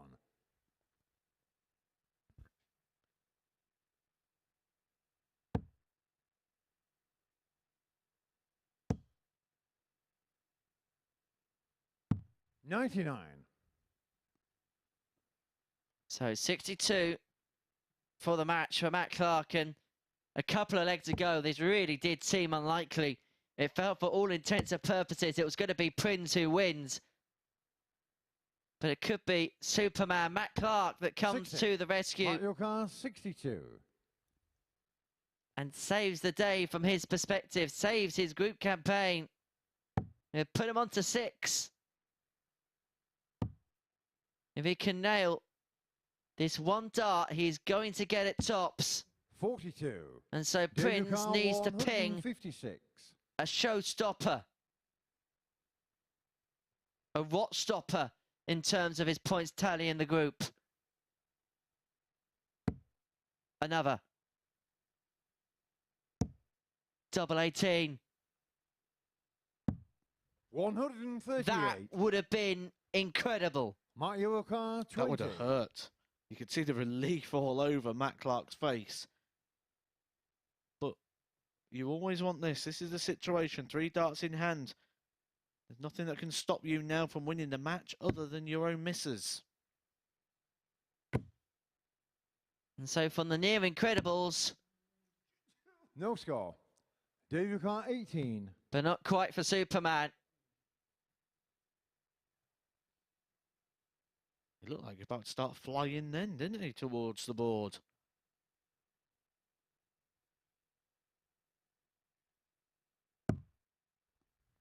No score. Mario Wow, Kart how many 20. times have we seen that in the afternoon session today? And then with the second dart which he threw in anger, actually found the tie. That's probably made him feel worse. Nothing would make Dave Prins feel worse than this being converted. A rueful shake of the head for the back of the stage, but Matt Clark's done the same. David Kart 18. This is absolutely crazy. Both players have bust darts for the match. And now it is Dave Prins who steps back up to the hockey, recomposes. And that's bounced in and out.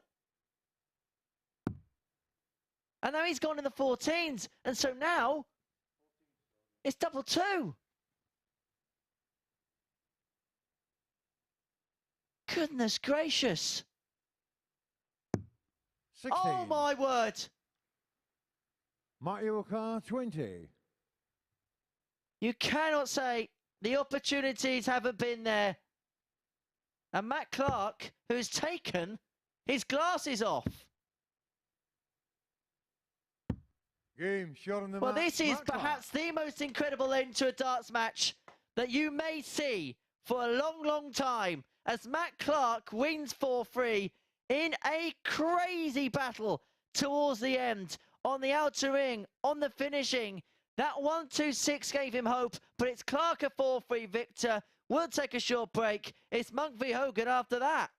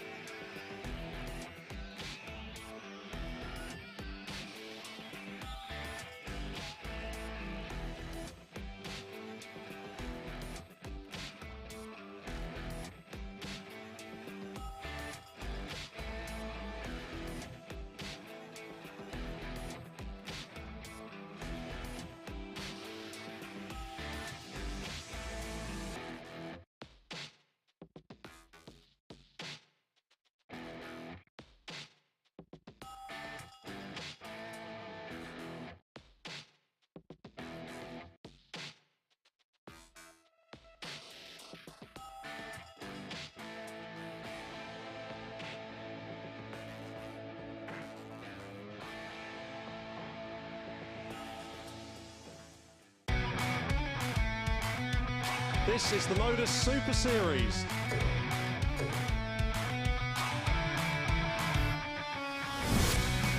$180.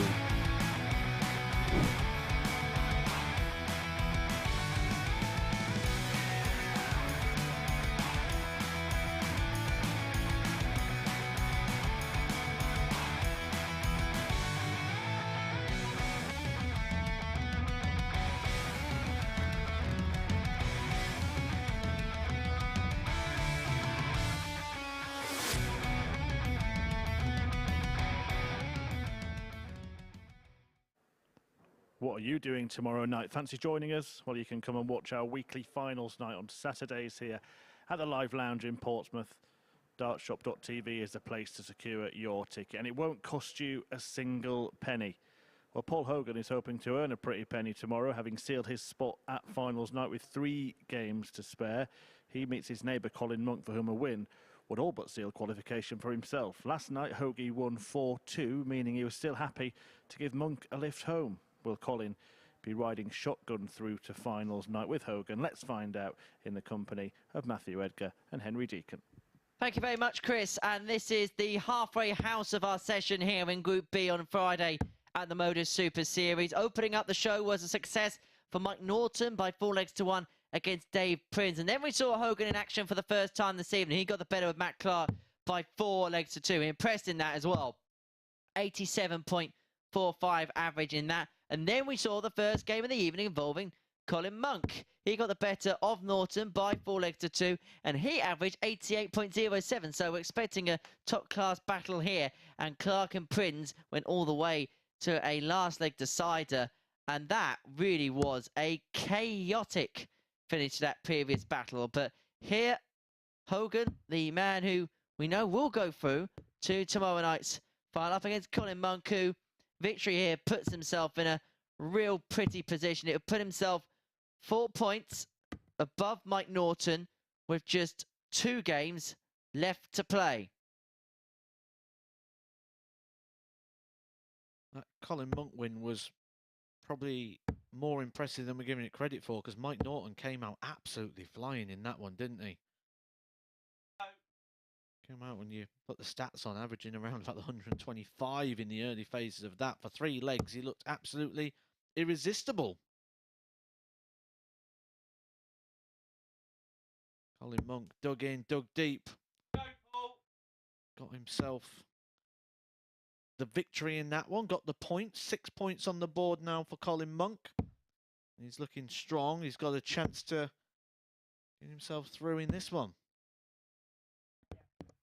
Taking on table topper Paul Hogan, who has not yet been beaten. But we saw this morning with Martin Adams in Group C that those sort of records are there to be broken. Gary Stafford, the man that got over the line in the end, and then Martin Adams followed that with a second defeat. At one point, it looked like Martin Adams could have been caught.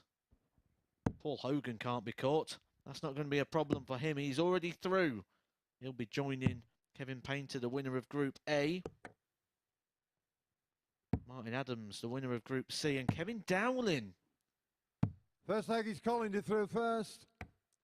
How long they're warming up for. I thought this game was going to be an overlap into finals night tomorrow. We are underway. Monk with the darts.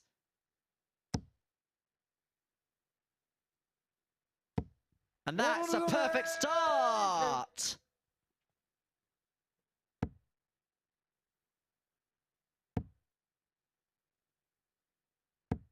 $43. Go on, Colin, get out of the way first leg. Then we don't have to worry about it for the rest of the night.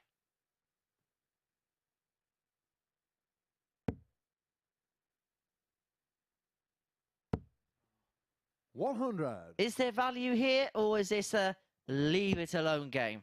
Oh no, there's value. There's value in Colin Monk. I'm really impressed with Colin Monk. I'm liking what I'm seeing. I really do hope he goes to that Seniors World Championship qualifier. Because not only do I think he could get through that, but I think he could be a major threat in that tournament. We did see him at Lakeside. It wasn't this Colin Monk that we saw there. He's obviously put a little bit of time in. He's in a good place. 60. Controlled aggression I like. The attack. He's not just going through the motions. He's not just here to join in. He's got that winning hunger. And the extreme example to this seniors switch would be Phil Taylor, and the fact that 96. that first event he admitted he was not ready to. He put in the yards to make sure next time round he was capable. Whereas with Colin, 137. he knew that there was more levels for him to go, and so it was putting in those extra yards to do exactly that. Well, this is for 13 to start. What a start for Colin Monk. Do you know what this reminds me of? A couple of weeks ago, I say a couple of weeks ago, a fair few weeks back now. Second leg, Paul to throw first, game on. A player from the past who's had great success, took to that Super Series stage, 60. and the bookies completely wrote him off the same way they have Colin Monk again tonight, despite the performance of last night. He went on to win the week. Chris Mason. 70. This has Mason vibes.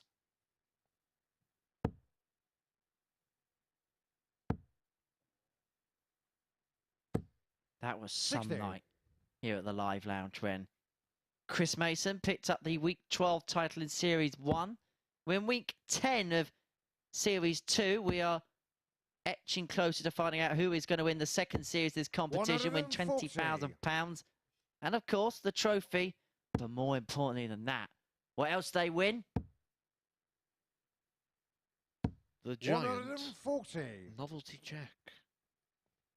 I remember, to take a line from someone when Chris Mason, the story of all stories. Who on earth said that?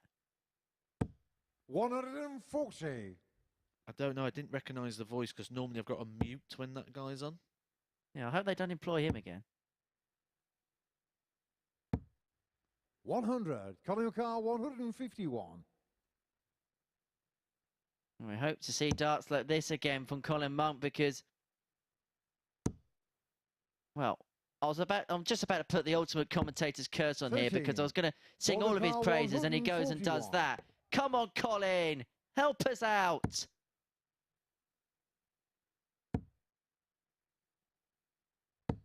$60. Colin Monk, 138. It doesn't help out Paul Hogan too much. An argument there to use the 19s. What the worst case scenario, the bull. This is a very famous finish. Taken up by Keith Della. When Eric Bristow turned down the dart and Keith Della used it to win the World Championship.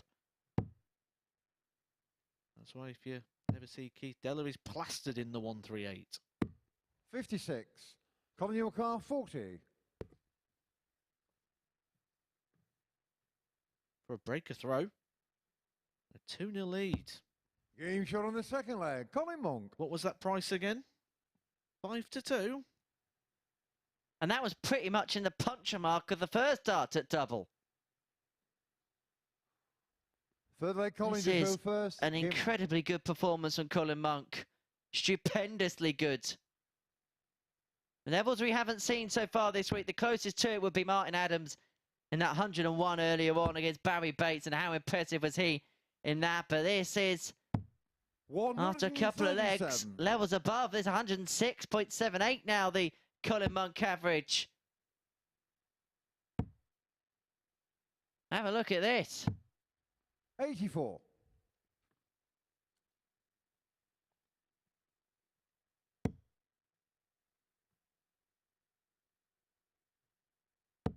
Well, we're looking at him continuing to find 100. the treble 20. He's not even happy with a ton. That is just the sign of that aggression that's in the game. But ultimately, the level of control he's got over that emotion. It's okay to get that blood pumping, as long as the head is the thing that's controlling it. 140.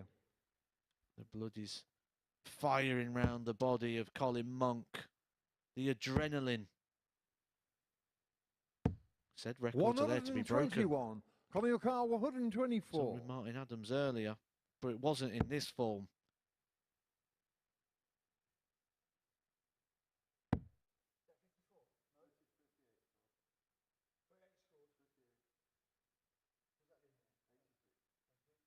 Trying to work it out, trying to find a favourable double 56. for himself. Paul Yukar, He's been leaving tops 156. in this one. The reason is because he keeps hitting it. Mr. Double yet. 2 from 2. We'll get another one here. 100. We'll hope Colin to get Yukar, 2. It all 68. depends on that first dart.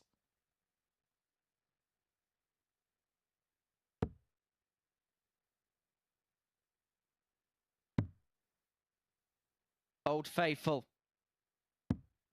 48. but not dependable Paul this Yukar, time. 56. And so Hogan, 56. This would be for a break. 2 darts at hits Old Green shot Faithful, on the third leg. Paul which is Hogan. loyal to Paul Hogan. And it is a breaker throw back to 2-1. Then, despite the early dominance and the early brilliance of Colin Monk, Paul Hogan holds here. Back to where we were at the start. Level game, 2 apiece.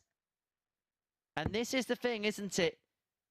And this is what's so compelling about the Super Series, is a sprint format. 81. Players can come out the gates quite quickly, but if someone can just keep tabs, if there is a slight regression, then you can quickly have your heels snapped upon. 85.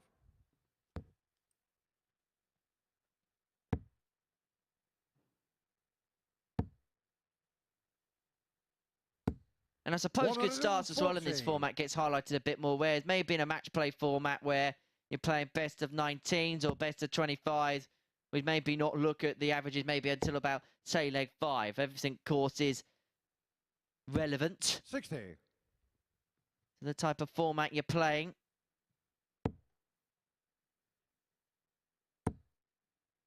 That doesn't mean we can't be impressed by the 97.6 and the 140. now 94.1 for Paul Hogan.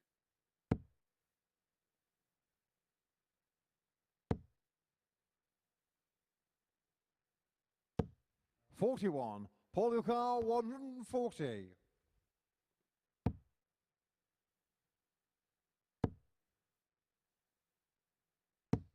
$100. Good recovery this from Paul Hogan. He was 2-0 down, getting a towel in.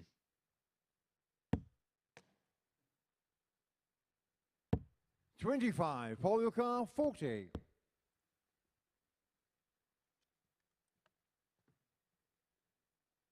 He's dug in, grounded out. Could be about to get this level. If he doesn't do it on this 20. occasion, he might do it on the next and maybe the next. Only Monk a long way back.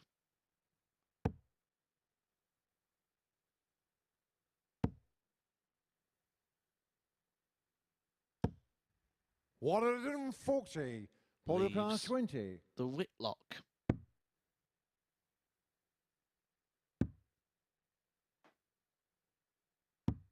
$15. Dubbed the Colin Whitlock Yukar, because in the 150. European Tour for the match, he did bull, bull, bull. A more traditional route. Will it be equally as successful?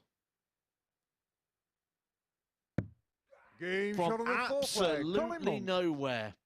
It looked like Paul Hogan was going to level the game. Colin Monk was back on 290 when Paul Hogan was throwing darts at the double. This leg, Colin just threw first. 140 Game on. from Monk.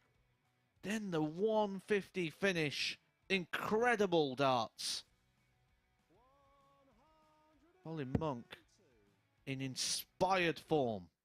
I really, really do hope he is going to Reading in 2 weeks' time. If he goes to Reading in 2 weeks' time, he has got an almighty chance. And what I liked as well about that was a 60. nice little sporting embrace between the pair after that finish. Of course, two good friends. Well, they're travelling to and from together. They might be travelling to and from together again tomorrow night for the finals in front of a crowd here at the Live Lounge in Portsmouth. They're travelling up from Basingstoke, which is just to the north of the county of Hampshire. About an hour's drive up the road, although I reckon at this time of night you'd probably get a good run up the M3.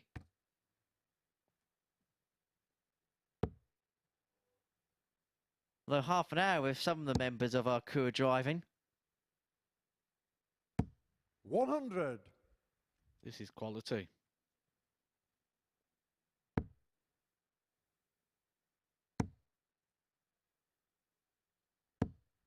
$140. Colin, your car, 121. For the match to round off an incredible performance. Well, there's the one. And if he got it in 3, then the ton topper would have very much been on. He's averaging 99.89. 99.12 now. On for 13 darter to bookend the game with 13 dart finishes. And Paul Hogan's averaged 86.96. And it's hardly had a look at in this game. And so Monk to claim the 2 points to put him on to 8. And to put him in a real strong position in the group following the performance of the group so far. Colin Monk, a 98 average to get past Paul Hogan by 4 legs to 1. That is our halfway game here at the Super Series. We're going to take a break. After that, Mike Norton takes on Matt Clark.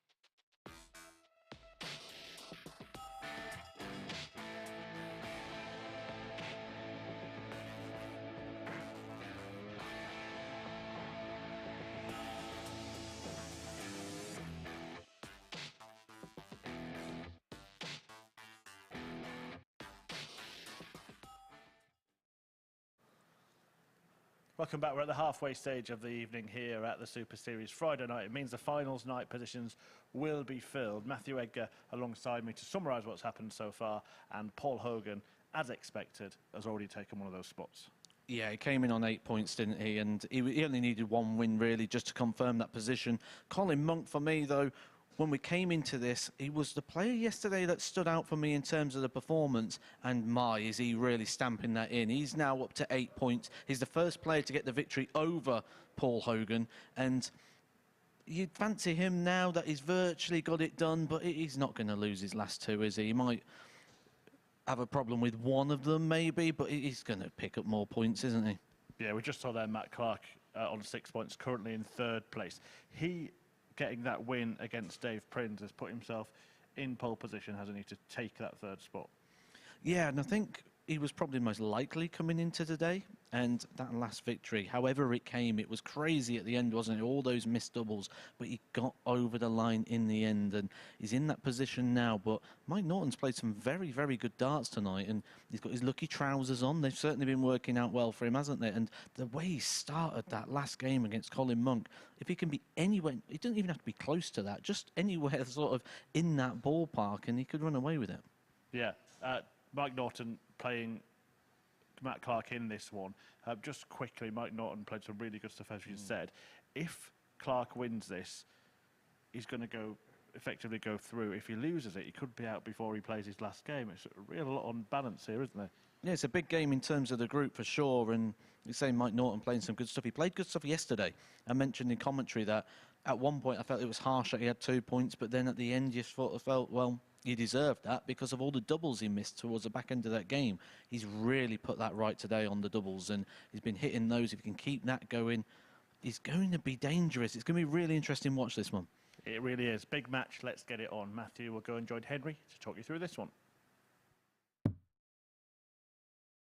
Chris, thank you very much indeed. And so into the second half we go of our evening session at the MODUS Super Series on Friday night, and this has huge ramifications because if Mike Norton gets a win here, as we've mentioned, is all level on point and all still to play for. The 59-year-old from Weston-super-Mare, who so far this evening has been defeated 1-4-1 against Dave Prins in his opener, for them being defeated by Colin Monk by 4-2. Meanwhile, for Matt Clark, his evening began with a defeat to Paul Hogan by 4-2, before then winning a last leg decider, a tense last leg decider against Dave Prins by 4-3. So that is the state of play in terms of these two players this evening. They know what they've got to do.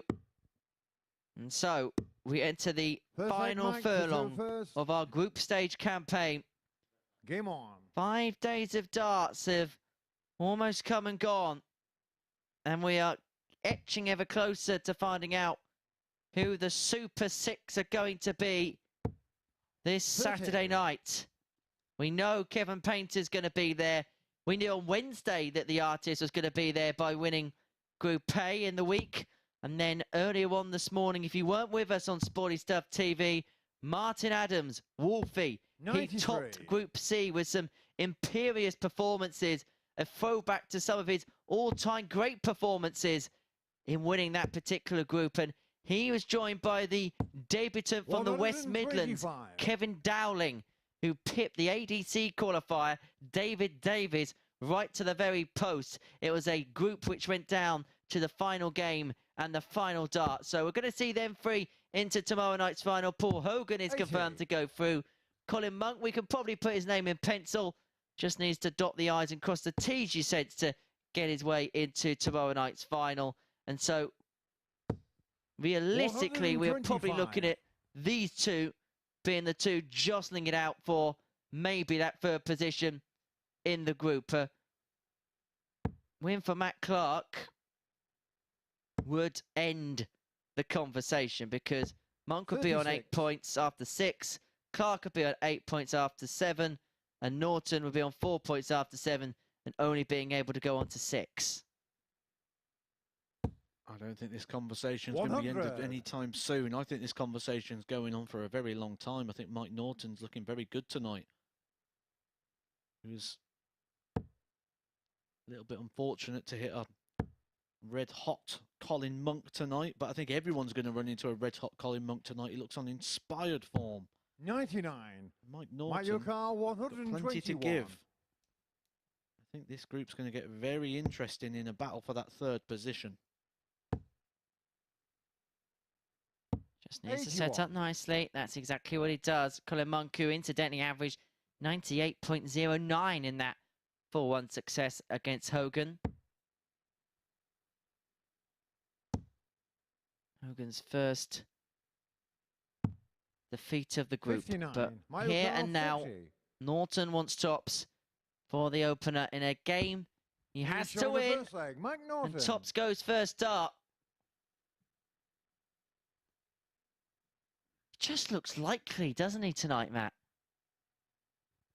Yeah, himself and Colin Monk Second have leg really match come in through here with a first. Game on. statement of intent.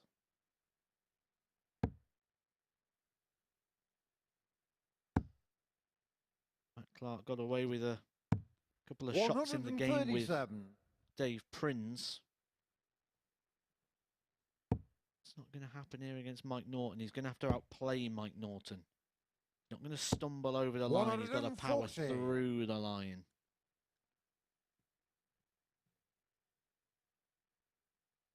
And of course, this is a new experience for Mike Norton. How much will that possibly come into play?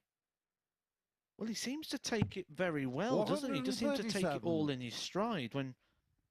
Yesterday, when I knew it was Mike Norton, I was like, I remember that name, and I remember the Barnabelle game. So I came in here and I put it on, and 53. I sat eating some evening grub and just watching the match, and it looked like he'd been there his whole life until it was time to win the game. There's just that little question mark that hangs over Mike Norton that says, 100. can he get over the line when it comes to the big moment? First thing he's got to do is get himself to the line. He's got a few hurdles to jump. One 60. of them is quite a sizable Mario jump. Car, It's called Matt Clark. 127.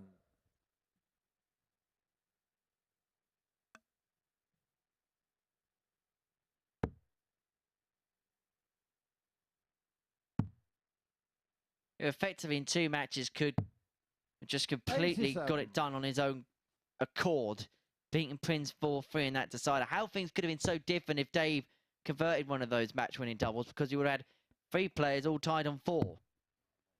68. That is the fine margins here at the Super Series as Clark stares down a 13 dart leg in response to the 16 Norton laid down in the first. He's going to get 6. There's not a pressure on getting it in this visit. 20. And at least if you're going to miss it that side of the wire.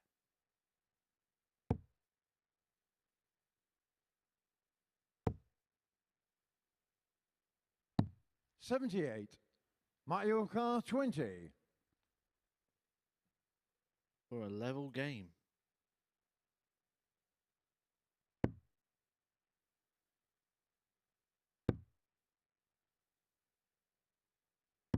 Game shot on the second leg. Matt Clark. That's a bigger dart than you'll probably originally give it credit for, because that's one of those situations where he misses that. We get one of those cries of no, the thoughts of not again. The opportunity through first. for Game Mike on. Norton to step in was a big, big dart in the context of the feeling of this game. 174. 174 to start for Norton. That's also one of the most famous calls in darts, isn't it? The Dundas 174. 96. Could that be the first third of something very special?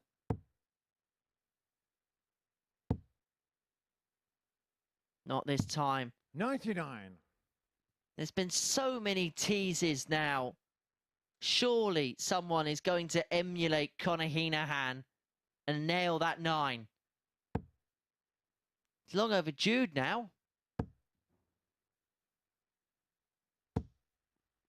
108. 92.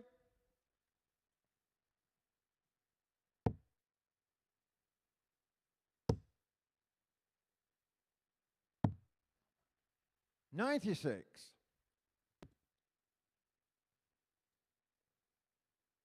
Norton stealing a march. 1-3-2 after 9. He's averaging 95. But you just cannot keep this man down. Every single time you ask a question of this man, 132. he will find some kind of answer. Down he goes, treble 19 for the ball. 91. And again, because of the length of his setup, was that a hindrance there? Well, one thing it was a miss, and a miss that provides an opportunity to Matt Clark to go out in 12 darts himself. He can't 39. find the ball. Michael Carr, 41. It's a ping-pong match of possibilities. Just spurned a dart. Should still get a dart. And a double. You can pick your own double. Not any choice you want. Chooses the 8s. Game shot on the third leg. Good pick. Mike Norton. Picks it off. Not the route I would personally advise to go, but it was a successful one for the man wearing his lucky trousers. Fourth leg match. Lucky to shot. First. Game Pulls on. it out. Saves the day. The kryptonite for Superman.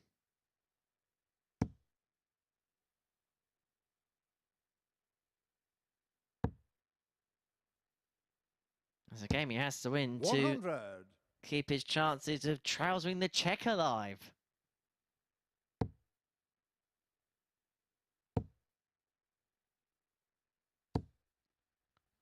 If Mike Norton gets through, does he A, wear those trousers again, B, go back to a more conventional pair, or C, does he have another naughty number in the locker? You're saying he's a Peter Wright of Western Supermare? 78. He certainly is tonight.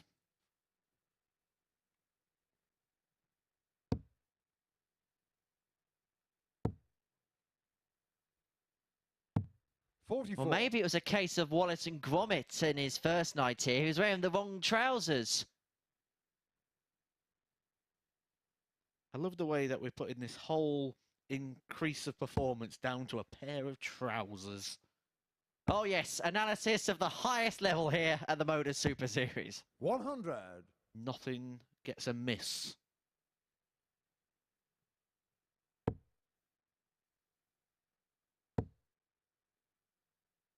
Is at the same time when 99.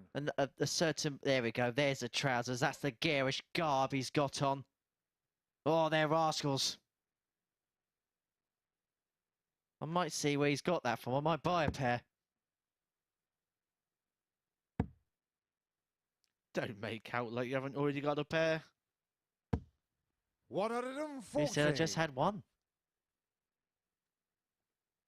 Just trying to think where I would wear them.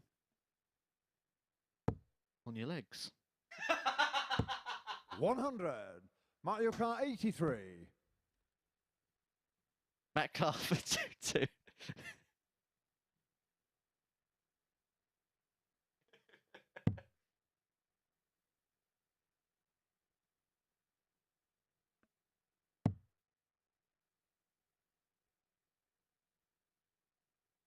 And so, the ball for Clark for 2 apiece. 58. He's been so good there, hasn't he? 78. The last couple of nights, not to be for him on this occasion. And so Norton here. This is for a break. This will open things up. This will make an interesting finale to the night. 68. Oh, that's an Mario Kart opportunity. 25. Mike Norton, a very slim one to be fair. It was only the one dart of the double, but still, the opportunity was a knock-in. Matt Clark struggled with doubles all night. Changes the target. Comes up to the 4s. 17. And the woes continue, Manual and you can car see 10. the frustration, the clenching of the fists. He wanted to give that board the full Colin Lloyd.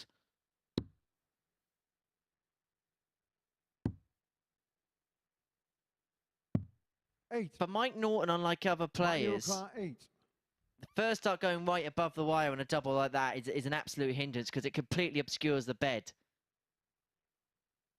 There's nothing he can see because his barrels and his stems are so long. Well, double 4 for Clark. No score. Manual car 2. Well, that was a yelp of aggression there from Matt Clark. That's 12 missed darts at double. And Mike Norton makes him pay on double 1. A leg away now from the win. He has the darts to clinch it. And this really would hot things up. Spice things up. And send us akin to earlier on in Group C to a grandstand finish to see who secures 60. the finals night spots. Matt Clark joined us on Monday. He has been here all week. You can't help but sense the frustration, 60. the need to win, the desire to win. But it's just not going for him. It would be horrible for Matt Clark 53. after all these days of play to fall at the very last hurdle. At the moment, he is looking in a spot of bother. Colin Monk will be looking to mathematically guarantee his position. 100. In his match with Dave Prins in the next one. But Mike Norton is looking like he could make a charge 100. for Saturday.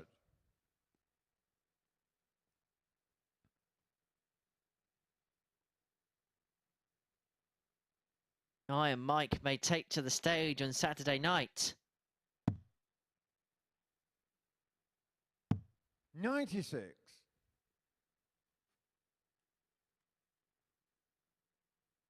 Well, at least with this Iron Mike, we're talking about him with his trousers on. 94.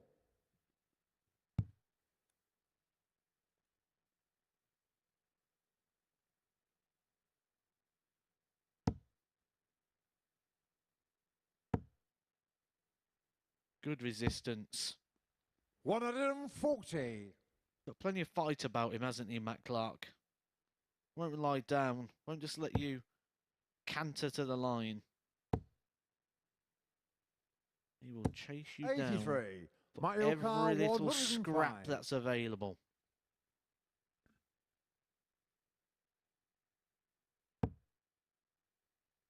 Treble 15. Tops.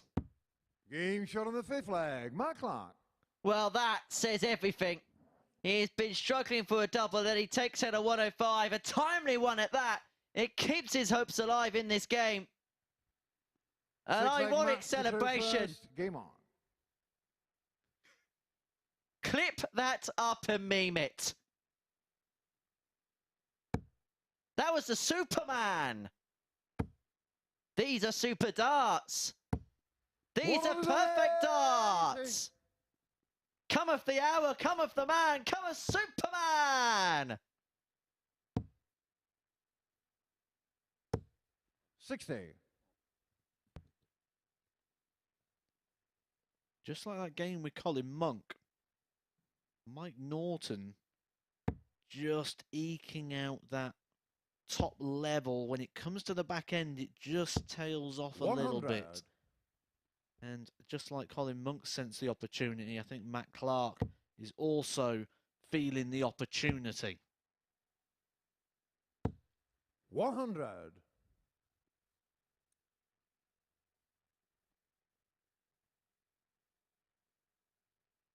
That may have been the moment it turned the screw, the 108 followed by the 180. Because I know Clark has the throw here, but 45. Norton's nowhere to be seen in this leg. He's going to get 6 and 176 for a level game.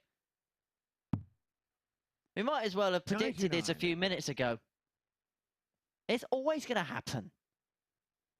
It's always going to be for free.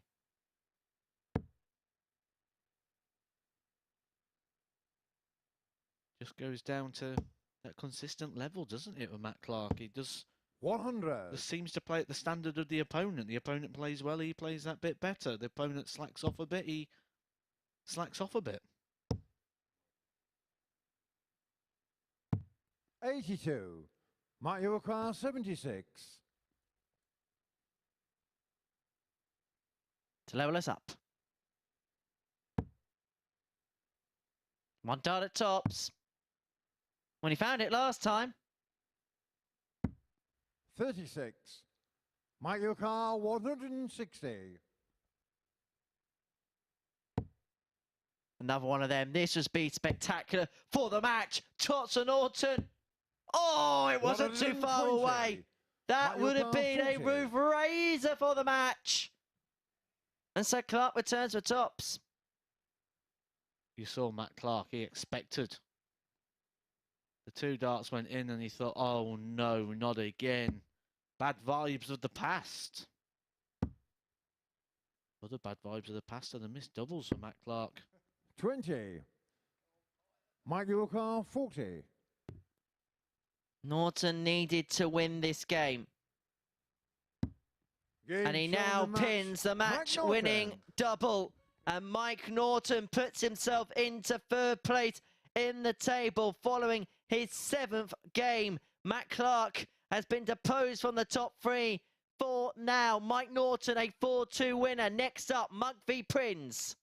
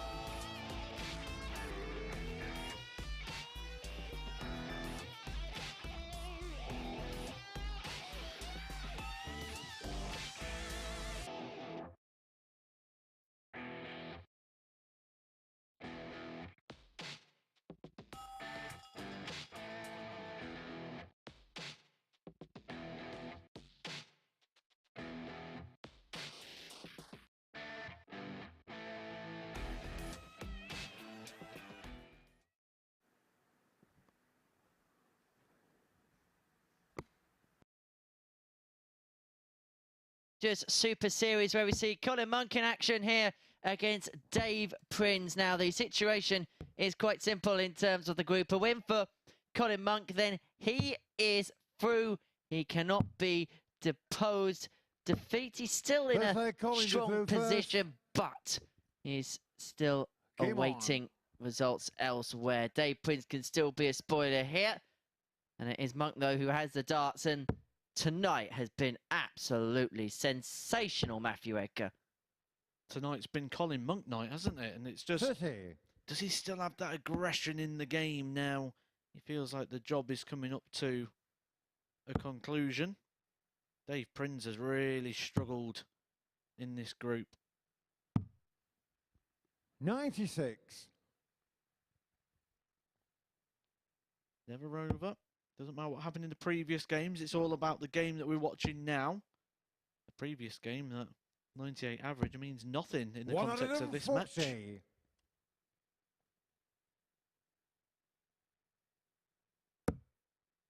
Yesterday's history and the rest is a mystery, logic. Because the last time we did see Colin Monk was 100. Yesterday. Because the clock has now struck past midnight here at the MODUS Super Series ball.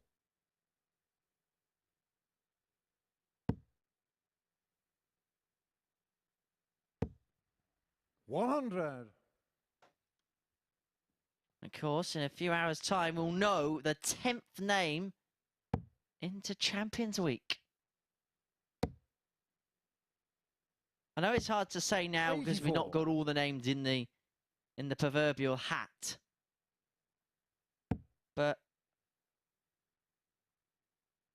Martin Adams, favourite at the minute based on how he's played? 140.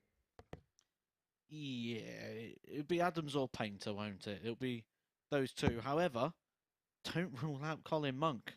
I certainly will not be. I think he's got a great chance if he carries on playing like he has been. 180. Colin Monk, 91.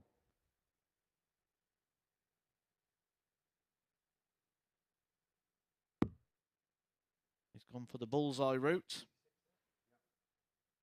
He's in 66. That goes back to the ball. More brilliance from Colin Monk. He went the bullseye route to guarantee himself a shot at the double there rather than chasing down the treble. Called the old school route now, that one. Second leg, Dave to throw first. Game on. Delivered it well. Dave Prins, a maximum. It's not found much going his way over the last couple of days, but that maximum to leave the pressure, and Colin Monk 42. resists it, and Dave Prins must just be thinking, it ain't my week.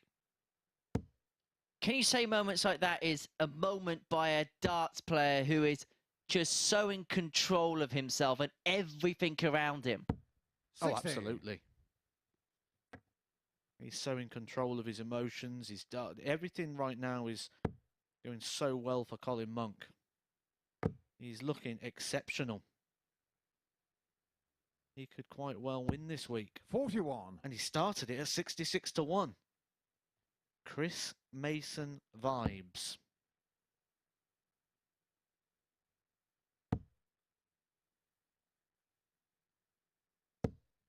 $125. Certainly running in the family this week. His son Aaron winning a PDC tour card. Seems to be one of those, I suppose, call them Q-School specialists. Not that they'd like to be known as them, but winning his tour card. Many congratulations go to him. And if Colin makes it through to tomorrow night's final, hopefully he will be 60. down here to watch his dad play, plus a little bit of a, I suppose, emotional moment for him because he's got his tour card, he won't be returning here for a long while. Yeah, at least 2 years. Tour card 41. winners get a 2-year PDC tour card. Go make the top 64 within that period of time to keep it. Once it's back to the grind of Q-School once again.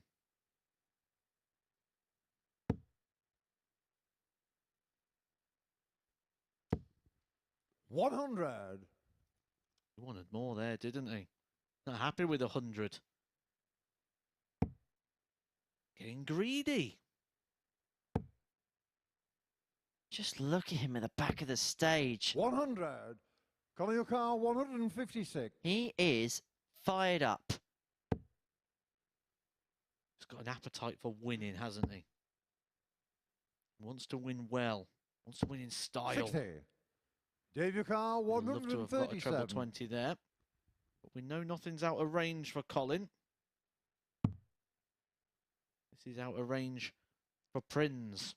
So Colin can start his preparations to come back for a 96 finish. He will need a 57. treble. Colin Yukar, 96. Going to get 2 darts to find it.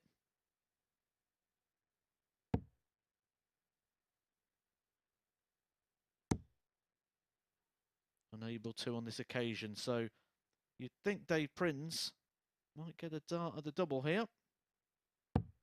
38. Dave Yukar, 80.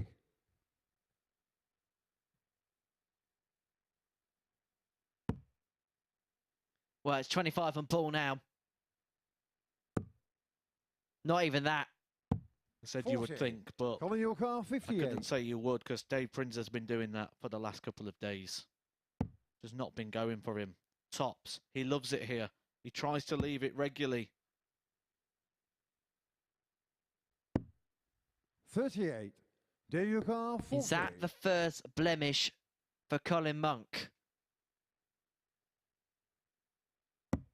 Prins Game shot of the picks second up leg. Go the Prins. pieces.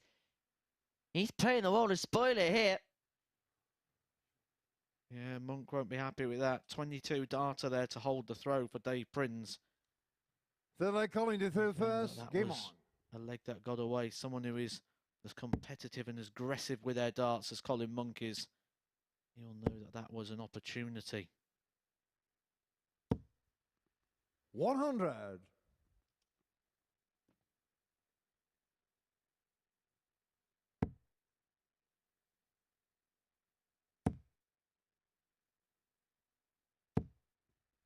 $135.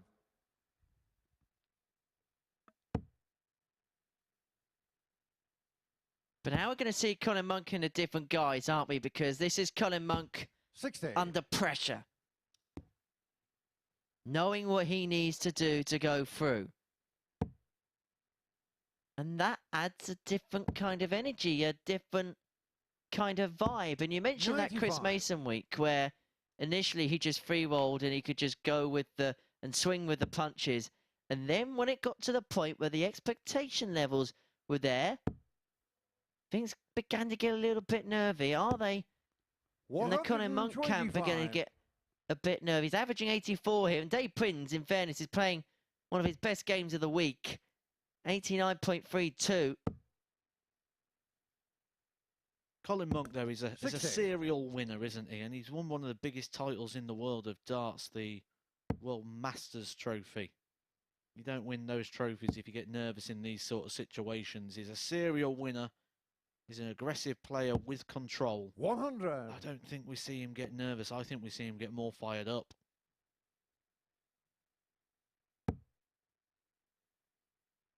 He's left the Housen. 97. Colin Yukar, 116. For a leg in the par 15.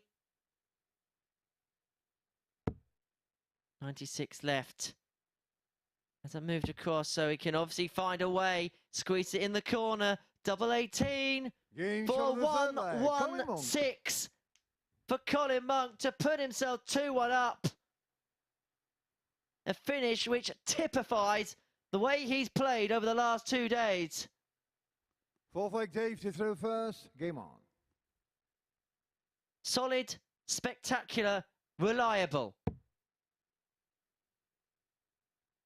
He's halfway there. 45. And presented again. A little chance to jump on.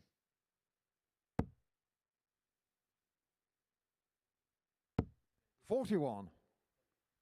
There's a bit of a slip visit there where been a little bit off the mark. He's got the luxury in this one because Dave Prins throw him first. He doesn't have to break him in this match. He's just got to hold his own throw. 58. But he would like a bigger luxury, and that's a little bit of a cushion on the scoreboard.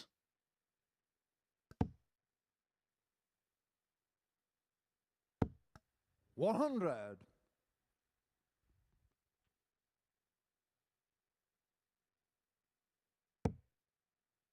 Looking at his darts in his hand, he's not quite happy with the score of the 100. 100.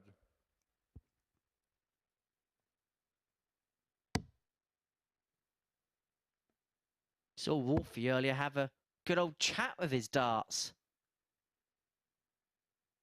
Gave him a right old telling off. 83. They did as I was told, wasn't they? He went and hit a 101 average after giving him a telling off.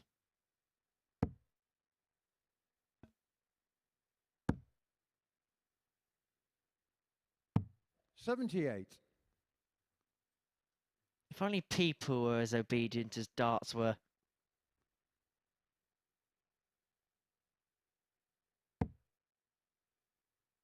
Good first. He'll be wanting to leave this on. 100.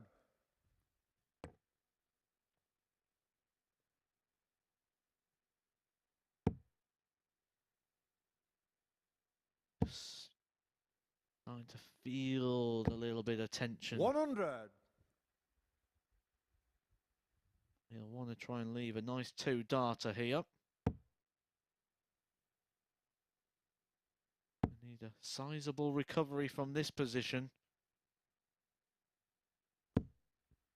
85. Great last David dart. Carr, 120. Gives him a bit of an opportunity if Dave Prins is not able to take this 120. He's not. 92. He might adopt the bullseye route like he did on the 91. 44. It's the Colin same Monk, combination. 92. The 25 to single to bull, or the bull single to double. Oh, he's gone the other way this time. I wonder if that's because this time it's against the darts and it feels like a bonus. Double 6. He's missed break darts before. 86. He misses another one. David He's had Carr, 3 darts 76. now. 2 in the last leg Dave Prins throw first. 1 in that one, so he's had 3 opportunities to break. But Dave Prins could be making a bit of a mess of this. And look, 25 and bull. And bull. And Game shot on the fourth bull. flag. Dave Prins. And level we are at 2 apiece. It's not the first time Dave Prins has had to find a rescue act with 25 and bull. Was it quite a Hail Mary? But it was quite the recovery. Colin Monk, after that first start, must have been thinking he was coming back for double 3.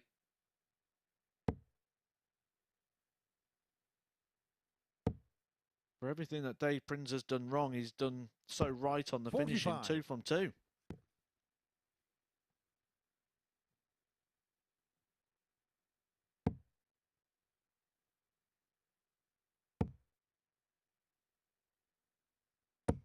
$60. They say Dave Prins, though, is one of his better performances of this group.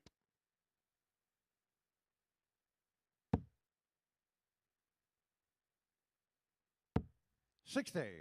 Colin Monk just can't get himself clear, can he? Just can't get ahead. And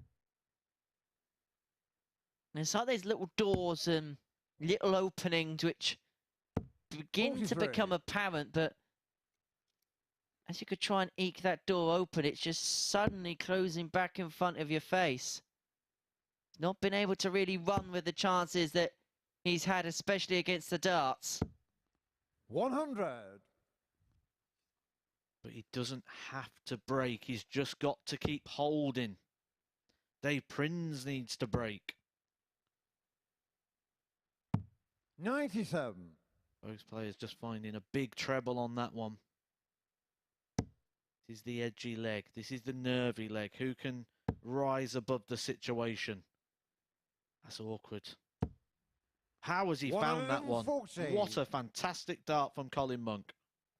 That's the third treble 20 I have it in this game where he hasn't moved, but it has found what felt like an obscured angle. 100. Colin Monk, 156. You couldn't, could you, Cole? Just thinking one treble here would be ample 100. He's not happy with it. I'd have been settled with that in that situation. You just look at that, set up a nice 2-darter. You're going to give yourself opportunity to regain the lead. Be 36. one away Colin Monk, 56. from the match. He's going to get more because that 36 from Prins gives him 5 darts at tops. A double he's been trying to leave on a regular basis. 36. He will be back. Double 10 will be what will be calling him. But under what pressure from Prins? That treble makes things very 95. interesting. Colin Monk, 20. That was just a little bit of a tap on the shoulder there from the Badger.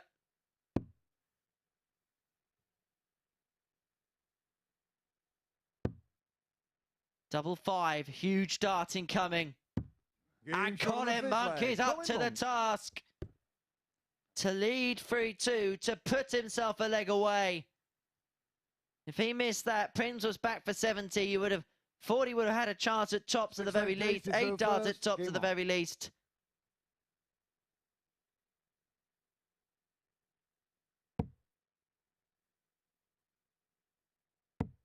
There is just this steely-eyed, determined look from Colin Monk. 140. He knows the job in hand.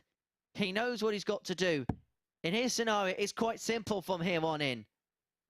And he doesn't care how, and he doesn't care. 60. He just wants to get the job done. No dramas, no frills later on tonight. He wants to finish this off here and now on his own terms. 100.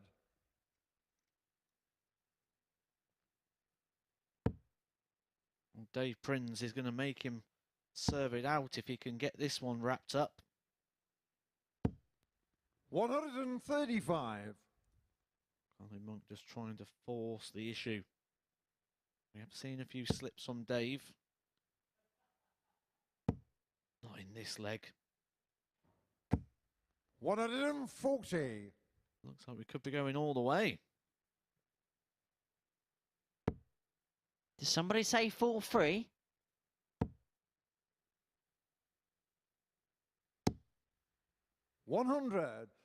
Because Prins is going to get 6 to take us to a decider once again tonight.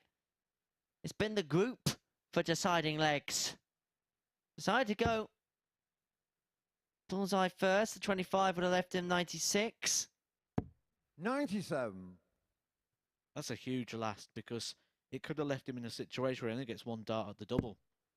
And Monk could have really piled something in here. So big last dart there for Dave Prins. The best leg for him so far. He's looking at a possible 13 darter. He's yet to miss a dart 55. at a double in this match. And if that trend continues, 24. we go to a deciding leg where Colin Monk will be throwing first. Double 6. 12. Colin Monk, To do it with a fanfare. This would be some way to seal it. But it won't be done this time.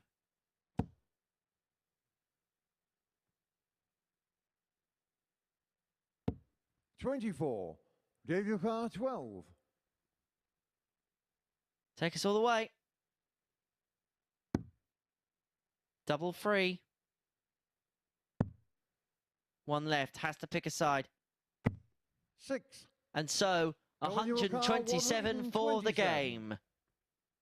With Paul Hinks on the stick, he couldn't do a 1-2-7 in game, could he?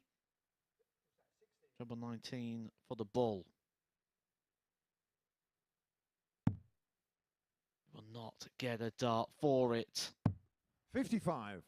Dave Monk, So after 6 missed darts, Dave Prins, 2 3s.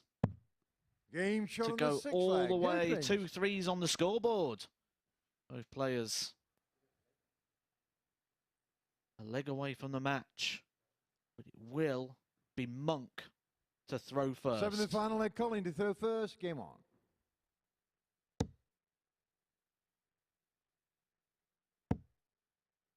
What a start in a decider. 140. forces Prins out to bat. Scoring phase of the last leg for Prins was brilliant. 2 140s and a ton. Going to need that again here. 60. Massive advantage, Monk. He just needs the one. Oh, that is the worst timing to get your first bounce 25. out.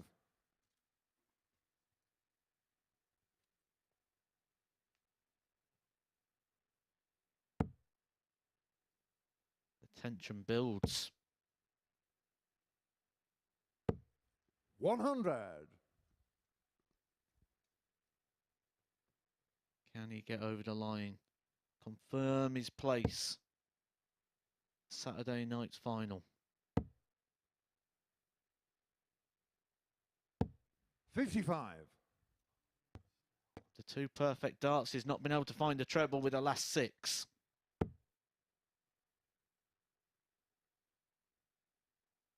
Door has opened here for Prins. Can he open it up?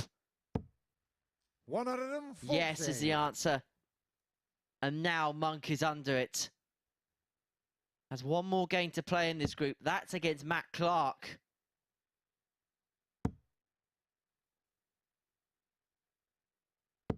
$55. It's Prince's for the taking.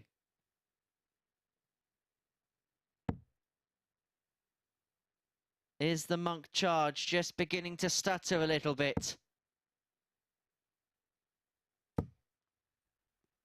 41. Only 41. You feel this needs to be something like a 140. The way that he's kind of lost the line a little bit.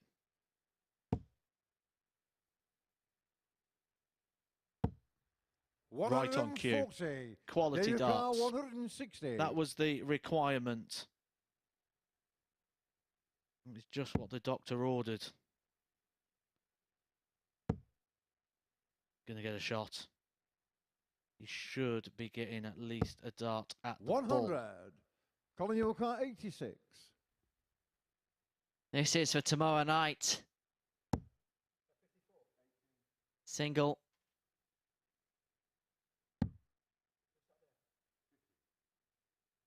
The bull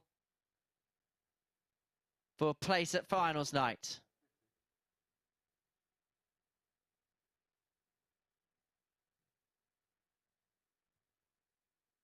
He's not sure it's in, is he?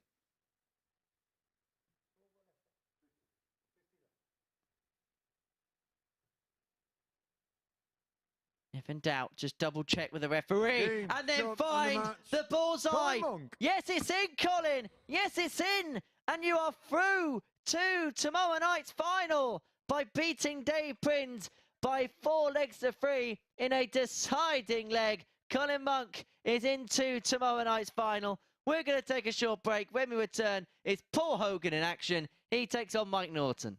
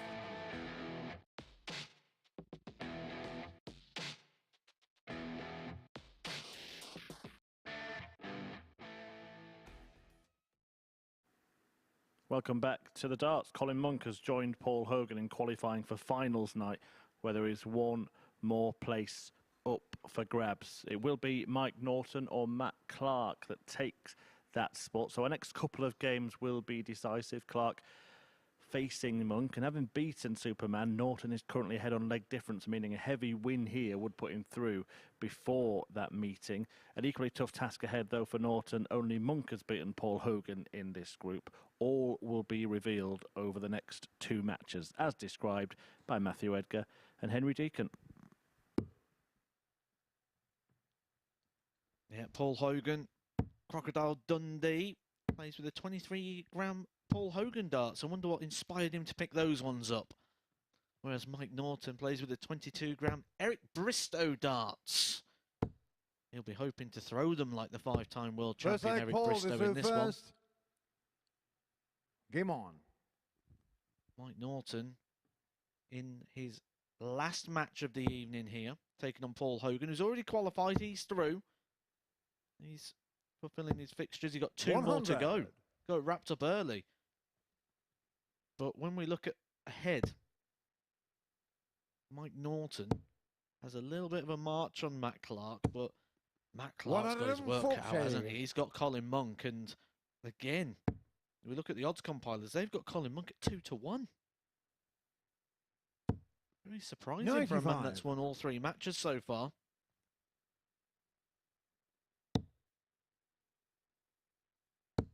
This one will be played at a decent pace. Mike Norton likes to get on with it. Paul Hogan doesn't dilly round too much either.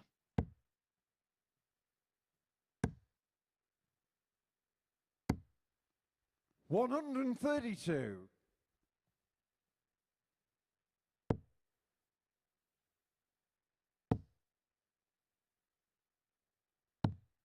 54.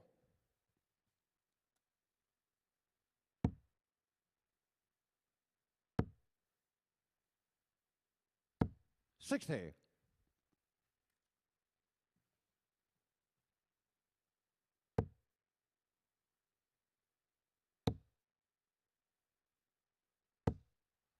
81.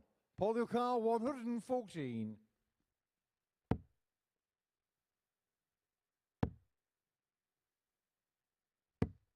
41. Mario Car, 126. Well, we've seen this already tonight by Matt Clark. It's not going to be bedded by Norton, and so Hogan returns to the 73 for Paul Ducal, 73. opening leg hold of throw. 20 for tops. 53. Drag just Mario below, and Kart so Norton 28. returns for the double, which is now better known as the Mensa double 14.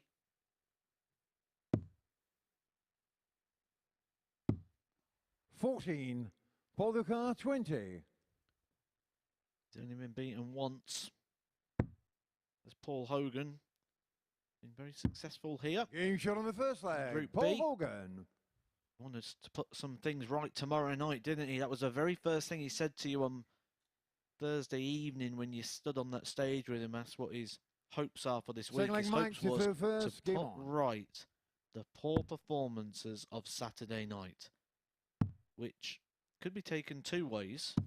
43. I take it as confidence, because we look at the performers in this group, and he kind of dismissed this group. He already put himself through to Saturday before a dart was 80. thrown. Confidence. Is that the confidence that is going to help Paul Hogan break the Saturday voodoo?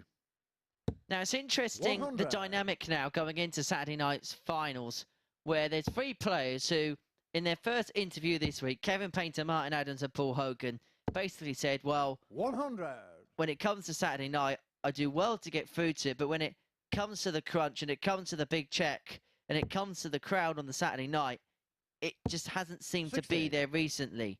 And then the other dynamic is the other three players that are going to be in the final. We know Kevin Down and Colin Monk are going to be there, and we're going to square off one more over the next couple of matches. 34. For them, in this venue, new territory, something brand new. They haven't been used to before here. They can free roll, and that could be our narrative tomorrow night.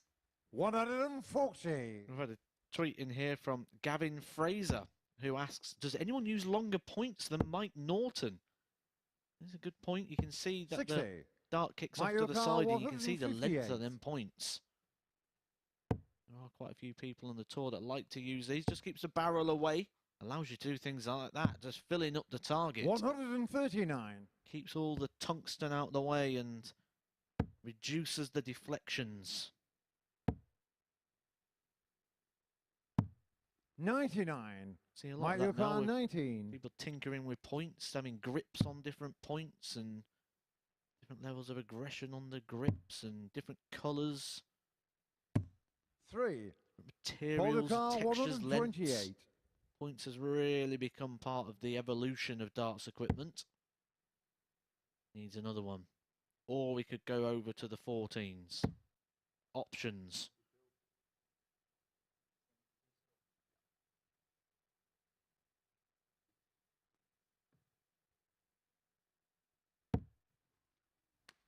$77.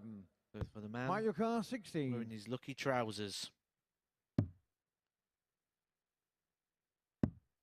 Game shot on the second leg. Mike Norton. It's 1-1. Legs 11.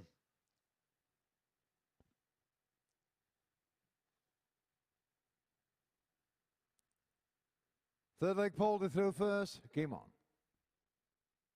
So 3 legs away now. Mike Norton for making it on to 8 points. And then he'll be 45. sending Colin Monk out to bat effectively against Matt Clark. Incidentally, as we mentioned at the top of that previous game, that win for Monk 140. has put him top of the table.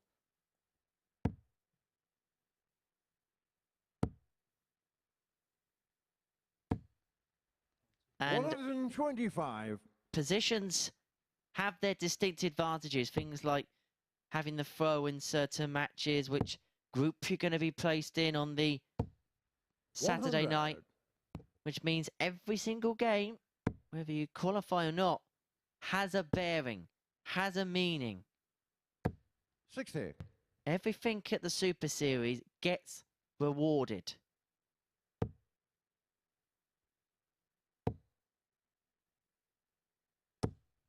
$100.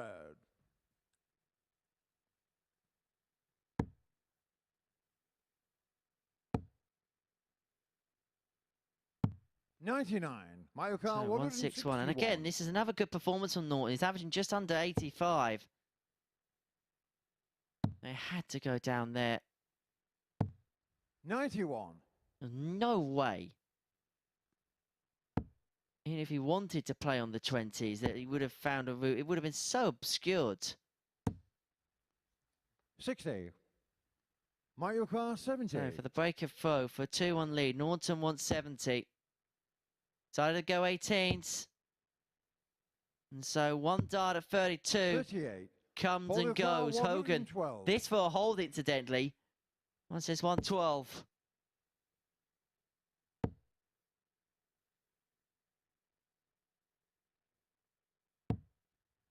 $52. Mario Kart 32. Oh, Norton double 16. For that 2-1 lead, for that break. 8. 1 left. And he Game from just the third leg. squeezes Mike it Norton. into that bottom corner. And how crucial a dart could that be? It was hanging on by a thread. If he missed that, his chances of progressing Fourth may leg have Mike to throw first. Game on. had similar issues.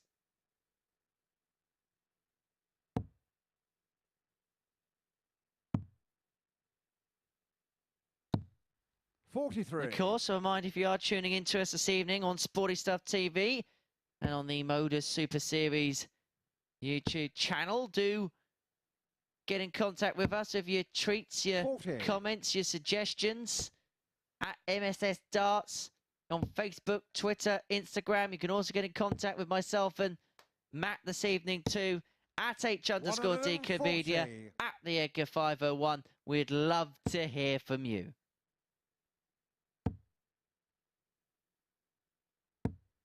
$100.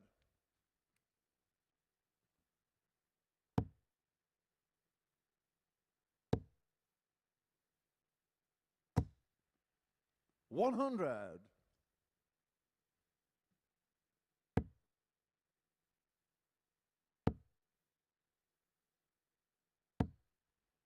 140.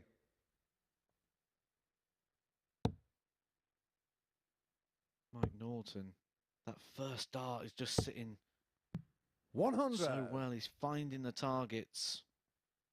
Giving himself real hope in this one.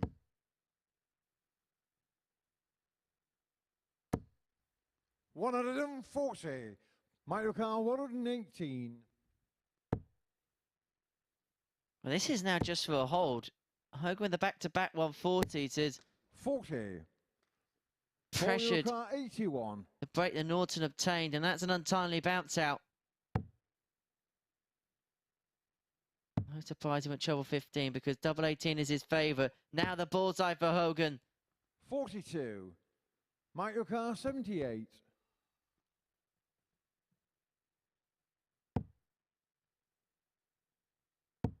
Gets a dart at tops.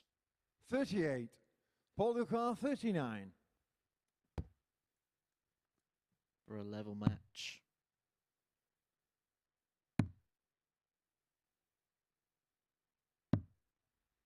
$31. Michael Carr, 40. There's frustration there for Paul Hogan, despite already being through. Game shot on the fourth leg. Norton Mike trying Norton. to get through. He's nearly there. Needs another leg. And it's eyes on the table. Fifth leg, Paul. Victory would put Norton on to 8 points. If he wins it in this leg, you would have a positive legs difference of +3. 82. Matt Clark, if he won 4-0, would have a positive legs difference of 3. It would then go down to the next metrics. 60. The next one would be legs 1. 100. With that in mind, Matt Clark right now is hoping that Paul Hogan can win a couple more legs. He'll be hoping he can turn it around, but the 60. worst case scenario, he doesn't want Mike Norton to get this one 4-1, because the likelihood of beating Colin Monk 4-0 is very, very slim. 140.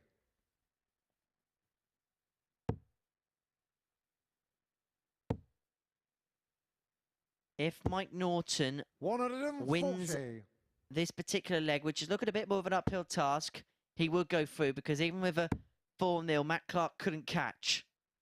99. So that is the scenario at play, but it looks as if that's going to be a scenario abated, because Hogan on 80. But hold on, hold the charge, hold the front page. 80. To keep Matt Clark in the tournament. Tops. Game shot on the fifth leg. Paul Hogan. Big dart. What a great setup shot that was there from Mike Norton. He went 140, 171. And with that, that means whatever happens from here, Matt Clark still has hope. Sixth leg, Mike to throw first. Game on. And hope is a 4-letter word that means 41. everything.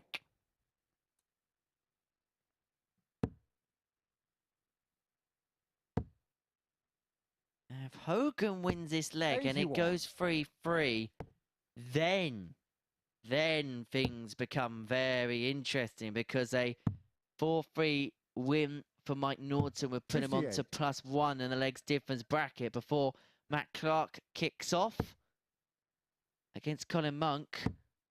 He'd be on -1. Now we know if it's level on legs 100. difference, Norton goes through.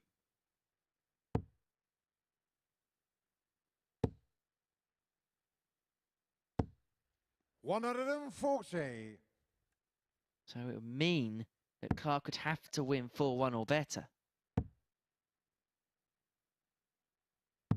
44.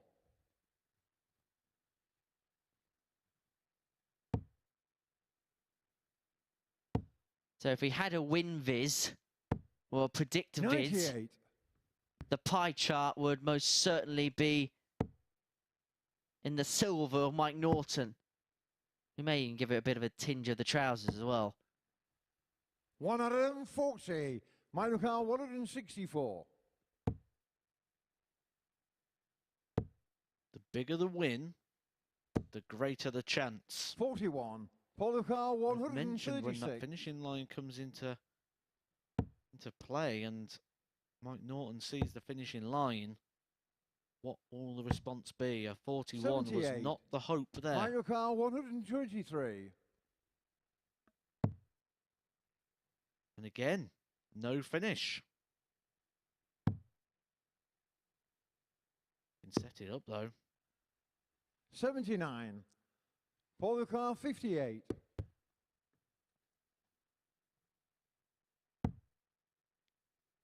Tops for Hogan for 3-3. 38. Doesn't go. And so this Mike is Newell, Norton's 44. chance to move on to 8 points. To put finals night in his favour. Game shot and Mike Norton Mike Norton.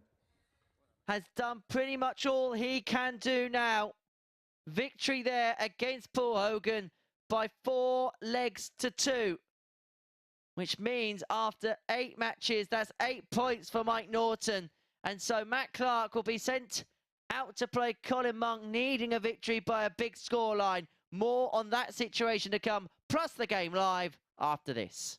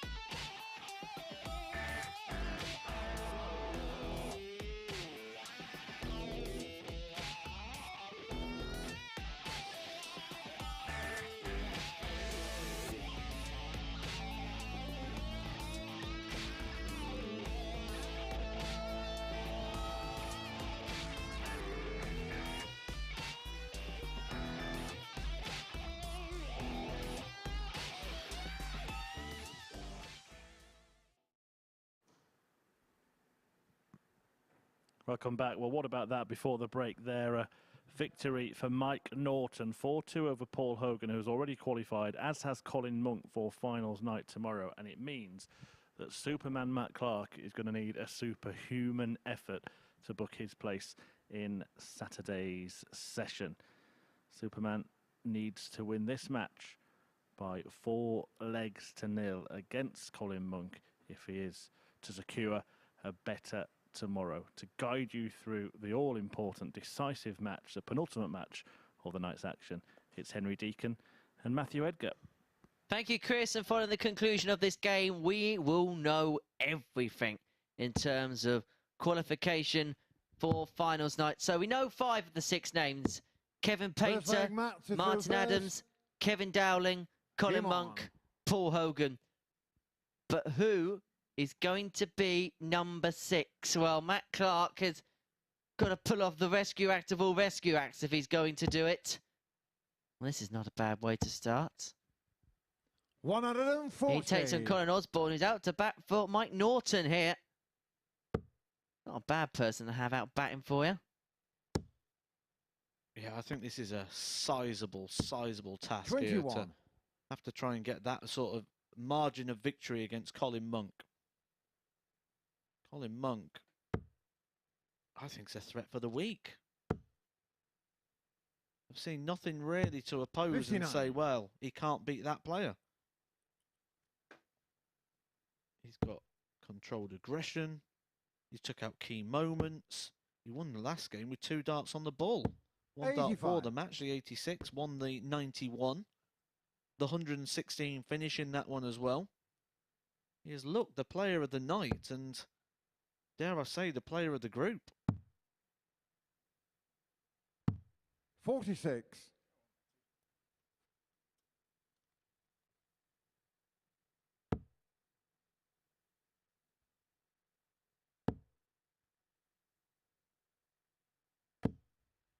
$140. This is the sort of start that not just Monk will be happy with, but Mike Norton as well.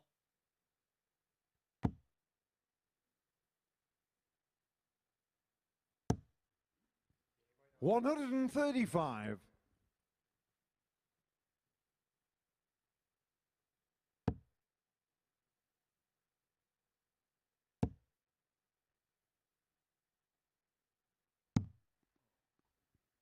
$83. Mark your car, 121.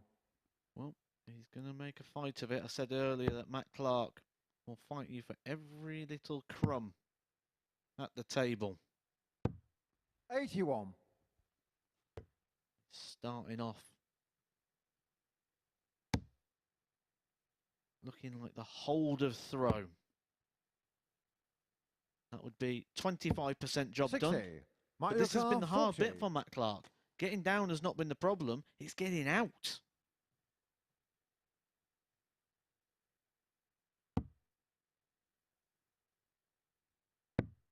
Game shot on the first But this time he does open the door, and he opens up a 1-0 lead against Colin Monk.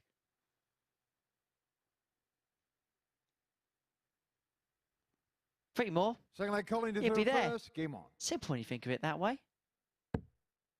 Yeah, and all he's got to do to get those 3 legs is just hit more trebles than Colin, and then hit the doubles when he gets there. 100. Easy sport, really, isn't it? I don't know why we make it so complicated.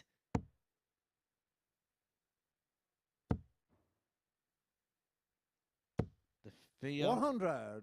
of failure. That's what makes it complicated. The fear of missing, the fear of losing, fear of not achieving. 125. Fear of not getting paid the big money. That's what these guys are here for. They're here for the big check. Jay, most importantly of all, if Matt Clark doesn't go through, he means he will not get the chance to play for the big novelty check. Everyone wants to get their hands on that. You can check it out in person every single Saturday night, dartshot.tv, free of charge. 85.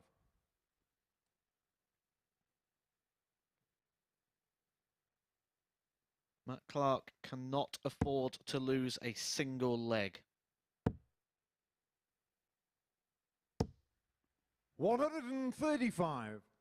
You feel you might need to rely on a couple of missed opportunities here from Colin Monk.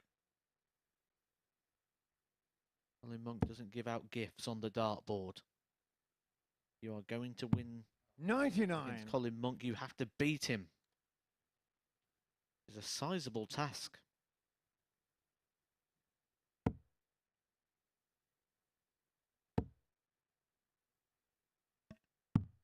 $139. Keeps him an interested spectator in this leg. Monk 92. To finalise the positions.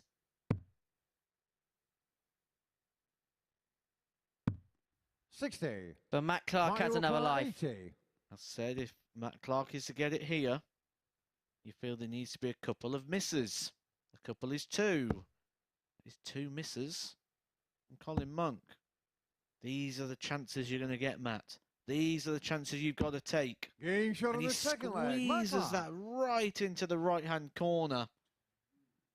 He needed to win 4-0. He's on course to win 4-0. Third leg Matt to throw for 100. He's won 3 matches. He beat Matt Clark earlier 4-2. Beat Dave Prins 4-1. Beat Paul Hogan 4-2. He's had a great night.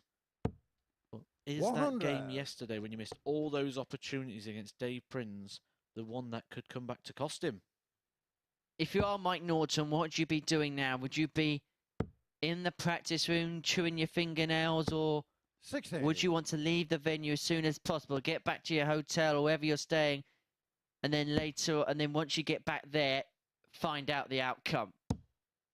I was in this situation, actually. I left. Yeah, I was just like, well, I thought it was going to go a 100. certain way, and I was just like, oh, it's over, and I left and head back, and then when I got about halfway back to the hotel, I just checked the phone, see what the scores was, and that was it. 52. Because the horrible thing is, this is something you cannot influence, so you can, I suppose, wrap yourself up in knots thinking about it. 100. Dare I say, he might be doing cartwheels now. 149. Mike Clark is just thinking, why? Why in that situation? Why now? 44. Colin Monk 61. This could be it. This could be the end of his hopes. Got 2 more.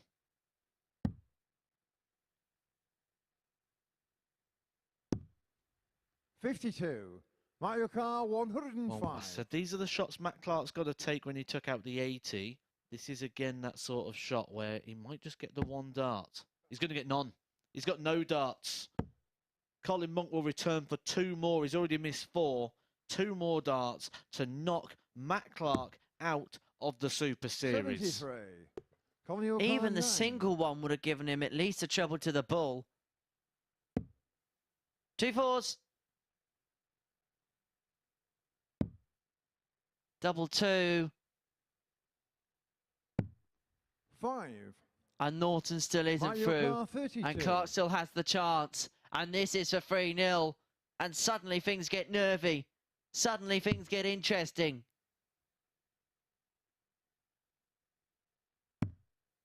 One dart left. Game shot on the Big third leg. dart Matt Clark. found. And so the entirety of a whole week comes down to one leg of 501 for Matt Clark. Wins it, he's in. Loses Fourth leg, it, Colin to throw it's home first. time. Game on. But he has to break. That's the only downside in a game, that you have to win 4-0 and have the darts in the 45. first leg. And in some ways, you actually want to be against the darts because you know you've got to win every leg. But how much it'd be a help if the last one was with the throw.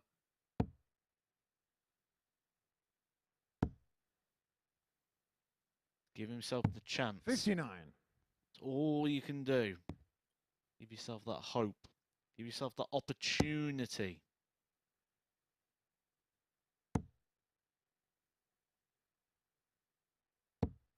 $60. Colin Monk Just playing like a player whose races ran. Player who knows that he's there already. Had his moments. But when it comes down to the 45. doubles, he's not been able to convert. Matt Clark is feeling it. Colin Monk will be trying as hard as he can in order to get this one. He's up there representing 100. Mike Norton. This is a leg to see who goes through. The entirety of the group pins on this leg. And here's Monk with the distinct advantage with the darts. But if Clark can pile in another, 100. well, there's a point in it after 3 visits to the board.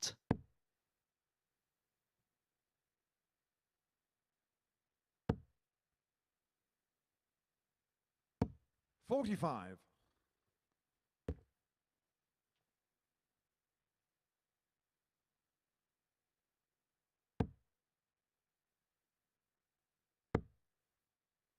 Penny for the thoughts of Mike Norton right now. He has 41. seen Colin Monk have 6 darts to send him through, to knock his opponent out. And now we're in a tense 4th leg where nothing's really separated the players. Unless Monk can find another treble. 100. Still about even if Clark can find something. Can he be the one to crank open the door of opportunity? That first dart is plumb. 100. Colin You can O'Carr, sense the 151. tension, but it's Monk first to a finish. It's not going to go. And so Matt Clark, Superman, to pull off the ultimate recovery. To become the 93. hero of Mike the O'Carr, hour. 156. Was 156. To do it in the most incredible of all circumstances. Double 18. Superman to the rescue! That is absolutely incredible. He had to win 4-0. He won 4-0. He did it with a 156. Your heart goes out to Mike Norton, who played so well on his debut in this competition. But it's not to be for him. It's Matt Clark, who is named number 6 through. And so, one final game in this group. It's a bookending battle between Paul Hogan and Dave Prins. We're going to have a lie down. What drama we're seeing here.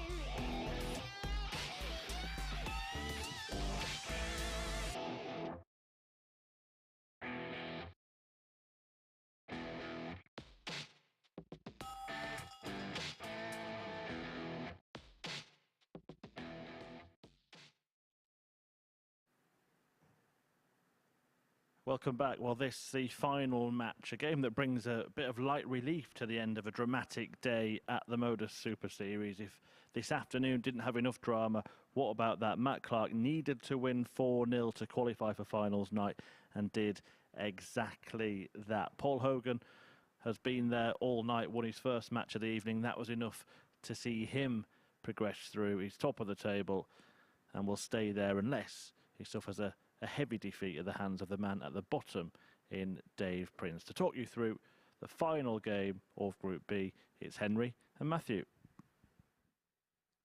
Well, I've got some news. I've got a story for you. Just got up to go to the lavatory in between games and walk through the practice room to do so. And I got collared because they was trying to do the debrief as they were debating which player went through. And Game on. Matt Clark was adamant that Mike Norton had gone through. And I was like, Matt, no, you needed to win 4-0.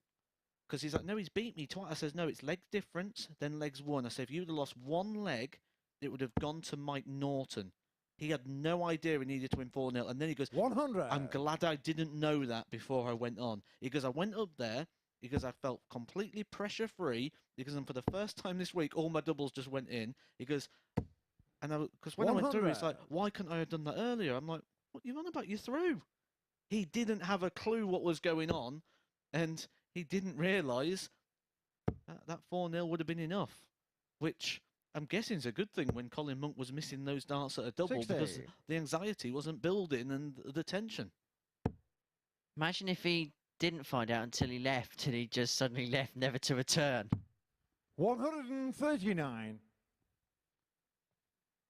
You can still hear them debating it next door. You've got to feel harsh there Hugely. on Mike Norton to go out by one leg 40. after the way he's played tonight. I'm sure we're going to see Mike Norton again here at the Super Series. I want to see him back at the Super Series because he can play. He's offered a lot this week. 134. There's a few players I think with another opportunity we'd see good stuff from, and I think David Davis is going to be high up on that list. Oh, absolutely. 78. I'd like to see him Paul again. 128. See what he does. I think he'll be a lot better for the experience. Oh, Hogan here has the luxury of time on this 128, but that 74. last start with the treble 19 is a huge recovery. Otherwise, there was a danger. Things were beginning to get a little bit sticky.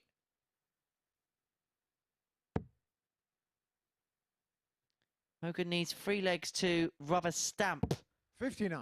the Paul group. 54. Which, of course, has his advantage tomorrow night. 18 for double. Game show And it's 1-0 Hogan with the break of throw.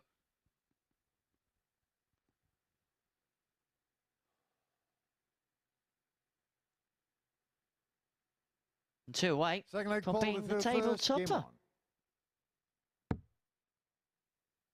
You had some good interaction tonight on Twitter.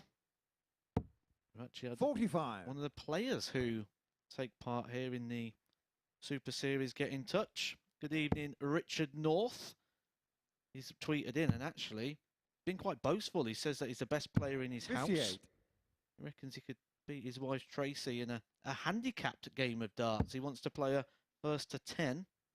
He wants to give her a 5-0 head start. Loser does the dishes. 60. That's confidence for you, isn't it, when you think you can give away a 5-0 head start and put a prize on the line as well.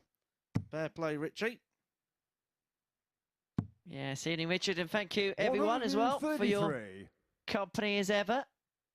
Hope you could join us tomorrow night, 10 o'clock. I think we've got a nice little finals night on our hands.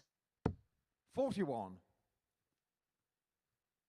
We've got some big names for the occasion. Paul Hogan, Martin Adams, Kevin Painter, Colin Monk.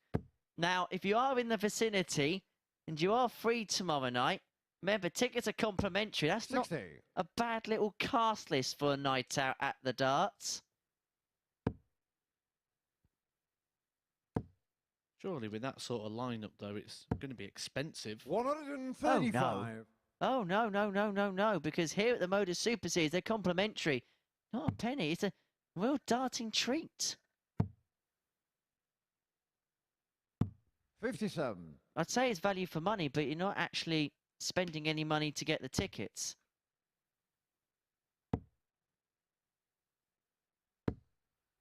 $100.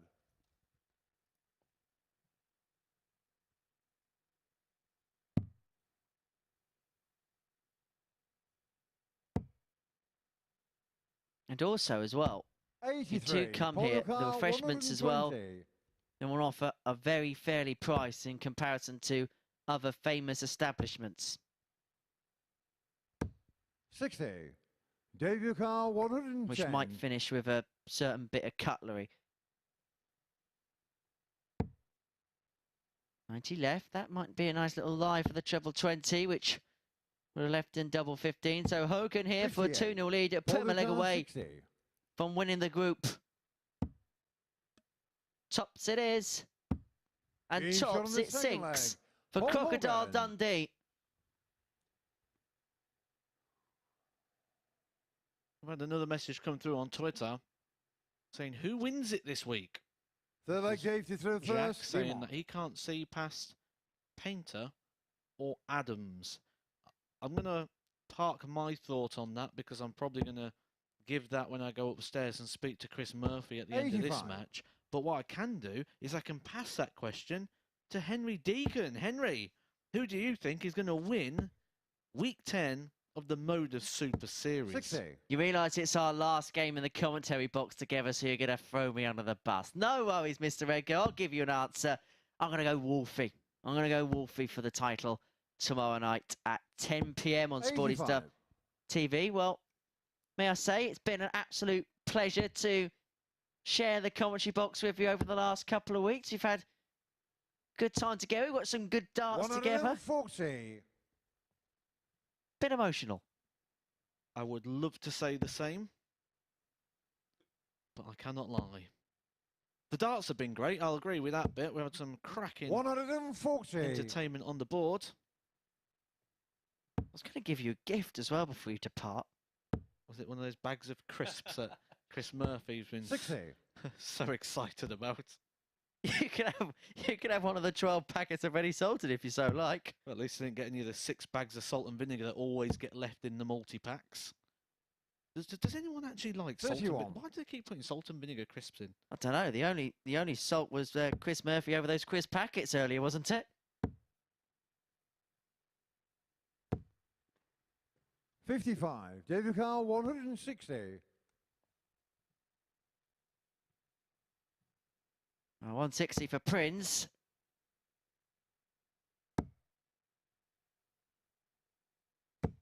Now they'll be 60. joined by Colin Hammond tomorrow night. And then next week we'll have Glenn Durrant here in this chair. 42. Debut car, 100. I do apologise in advance. I know, poor Queen, what's she done to deserve working with me? Game shot on the third leg. Well, that- Prins. It's spectacular from Prins. A ton-topping checkout for an 18 darter, 2-1. Hogan has the darts now to win the group. Fourth leg Paul through first. Game on. Only needs to get to 3 to get over the line. He has it in his hands. 100.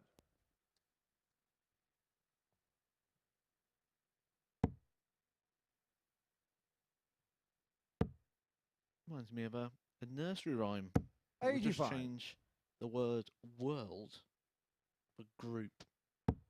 Oh, that went off in year 3 assembly. 100. Now, as it's, a little, as we're getting towards the end of the group, I'd like to give you a little fun fact. Just something, just something you may need at some point in your life about crocodiles. I don't see why I need to know anything about crocodiles. Well, if you ever get in trouble and a crocodile hunts you down, go in a zigzag because crocodiles aren't able to track you when you go in zigzag lines. It's very 83. good in a straight line, but it's no good at going in zigzag directions. I'll remember that on the way back tonight. If I'd just come across a crocodile in the middle of Portsmouth, you might have just saved my life. 180. I see a badger on your way out. 94. It's been great to have Dave back with us this week. Showing us some good stuff, and as we know, it's so quick after obviously trying to nurse some injury issues. So playing the full 5 days, perhaps towards the end, even though he's played well tonight, the Thursday really did affect him. But Hogan here to win the group on the bull. Doesn't go. And so Prins to level up. Breaker throw chance for 2-2. And a 13 dart leg. Game shot on the Excellent. 4th flag. Dave Prins. Trademark Dave Prins.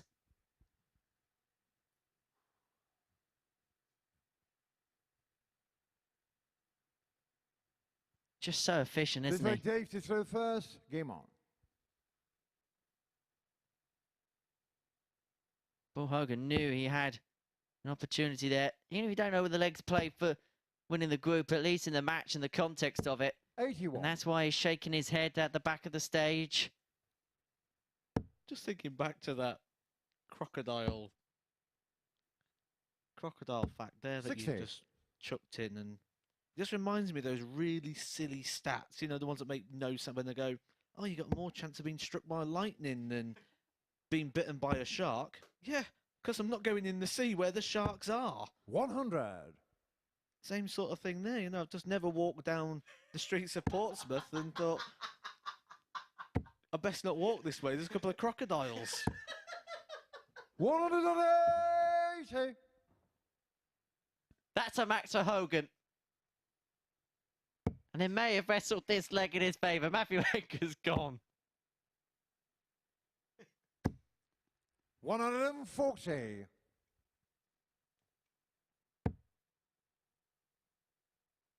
It's just the most silly stat I've ever heard in my life. 45.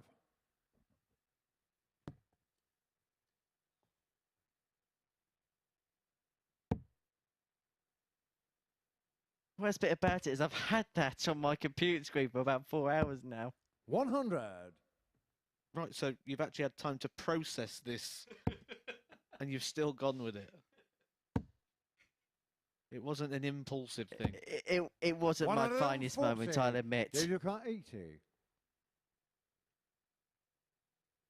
For 3-2.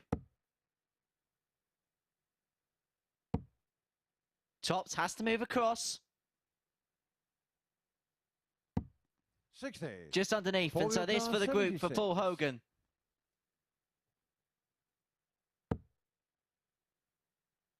16. Oh no, stays there for double 18. His favoured double.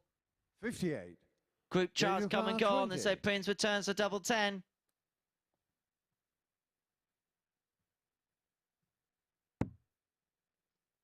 Oh, that's a blocker. Has to move across.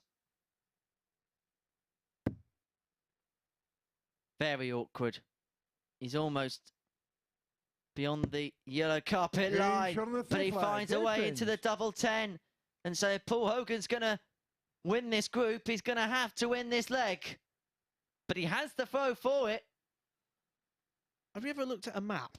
6 leg Paul. I can't get over this. Game on. What?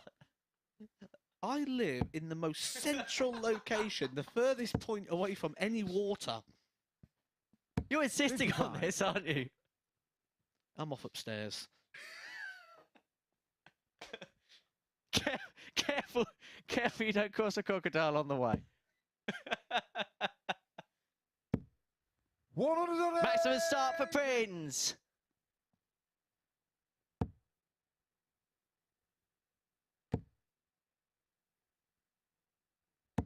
$60. Can you do it in style, Dave? That's 4. That's 5. Go on, Dave. Oh, unlucky. 140. That would have been some fanfare.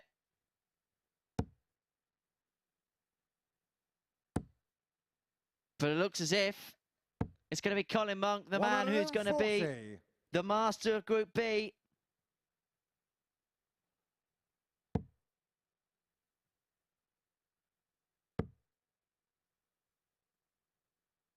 He was written off by the bookmakers 60. before a dart was even thrown to win this group.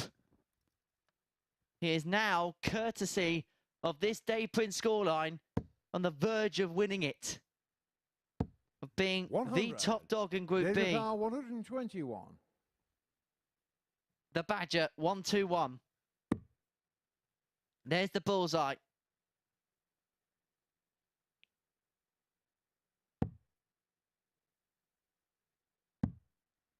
We'll set it up Paul Lucar, for a go at 146. tops if he returns. Treble 18. Decide to stay there for the double 13. 66 left. 98. And David so, Lucar, for the 40. match, for Dave Prins to end with a win. He's played in the final game of the session on both days in this group. 30. Paul Lucar, 48. But right now will not seal victory in the final game of each day in this group.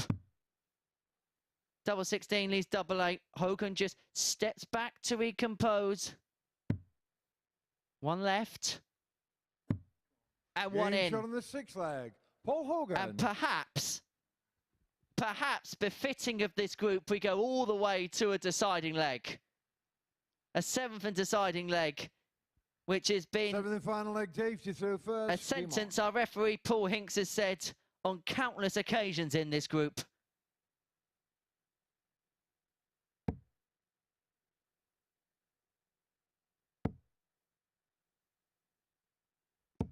$60.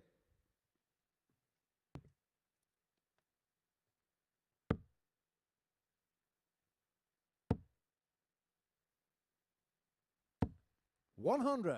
Chance start for Hogan against the darts. Well, we now know Hogan's the winner of this group. He is the victor.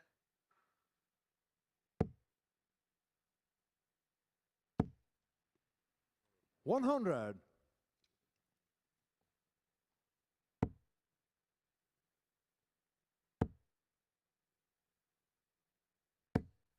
140. Now looking to charge towards the line.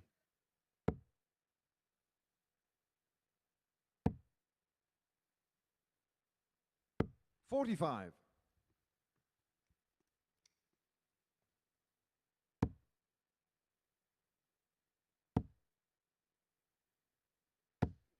180. Excellent, leads him on 81.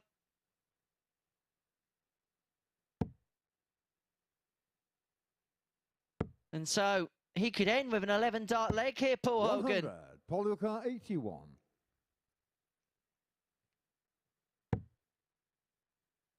Double 18 to finish with a Game shot of flourish. the match, Paul Hogan. And Crocodile Dundee was the man in Group B. He is the table topper, and he'll now be looking to seal a Saturday night success here at the Live Lounge in Portsmouth as he waltzes away in celebration following that 4-3 success against Prins. 2 maximums apiece in that match, a 90.83 average for Hogan, 50% on the doubles, and of course we saw that ton topper from Dave Prins. And so one final task on this Friday night here at the Super Series is to hand up to the balcony and have a conversation with Matthew Edgar, who is with Chris Murphy. Thank you, Henry. Yes, what a turnaround from Paul Hogan there, the man that was an immovable object at the top of the table, which we'll take a look at now, had totally looked like he was about to be moved and then said, no, I'm not having that. 11 darter to win it. Yeah, good last leg there, wasn't it, from Paul Hogan? He'll be wondering where that's been all night, or even all group, really, because he hasn't really hit his absolute best. He might be saving that for Saturday. It's what he said in his interview at the very start of the show, wasn't it, yesterday? He said he's got to put right the Saturday night, and, well, he's got an opportunity to do that. He's going in as the Group B winner. Story, though, was Matt Clark, wasn't it, winning 4-0 when he had to win 4-0, despite having absolutely no idea that that was a scenario. Yeah, they were still debating it on the way through. He's still saying that, oh, I thought Mike Norton was through. And I came in and he shook his hand and he's like, oh, well done, you're through. And the whole debate went, and it just so happened I was passing at that exact moment in time. So I was able to settle that debate. And even then, they were still sort of questioning it. Matt Clark did not believe he was through. But then when he actually sank in and he realised and the table came up, delight for Matt Clark. Yeah, it's been a dramatic day here at the Super Series. We'll get confirmation now of what the groups look like for finals night on Saturday. So it is 2 groups of 3 as always. Kevin Painter, the Group A winner, along with Kevin Dowling and Colin Monk in Group 1. And then Martin Adams, Paul Hogan and Matt Clark in Group 2. 2 from each group go through to the semi-finals. Having had a first glance at those groups, where's your 50p? Because you've been getting pretty good returns from it so far this week. Oh, it's tough. I mean, we've separated the 2 big front runners here in Kevin Painter and Martin Adams in terms of the bookies, but I'd be interested to know how much Colin Monk moves in now. He's looked extremely good, and he really stood out for me as someone who potentially could come forward and win this group and win this week. I think Kevin Dowling's going to have his work cut out there. He's up against 2 real big contenders there for the week in Kevin Painter and Colin Monk. Yeah, it's a nice looking finals night, and you can watch the action live on Sporty Stuff TV from 10 p.m. on Saturday. We're also live around the world on the MODUS Super Series YouTube channel. All that's left to say, well, you're going to be leaving us, aren't you, Matt? So thanks for your company this week. But it's see you later, alligator.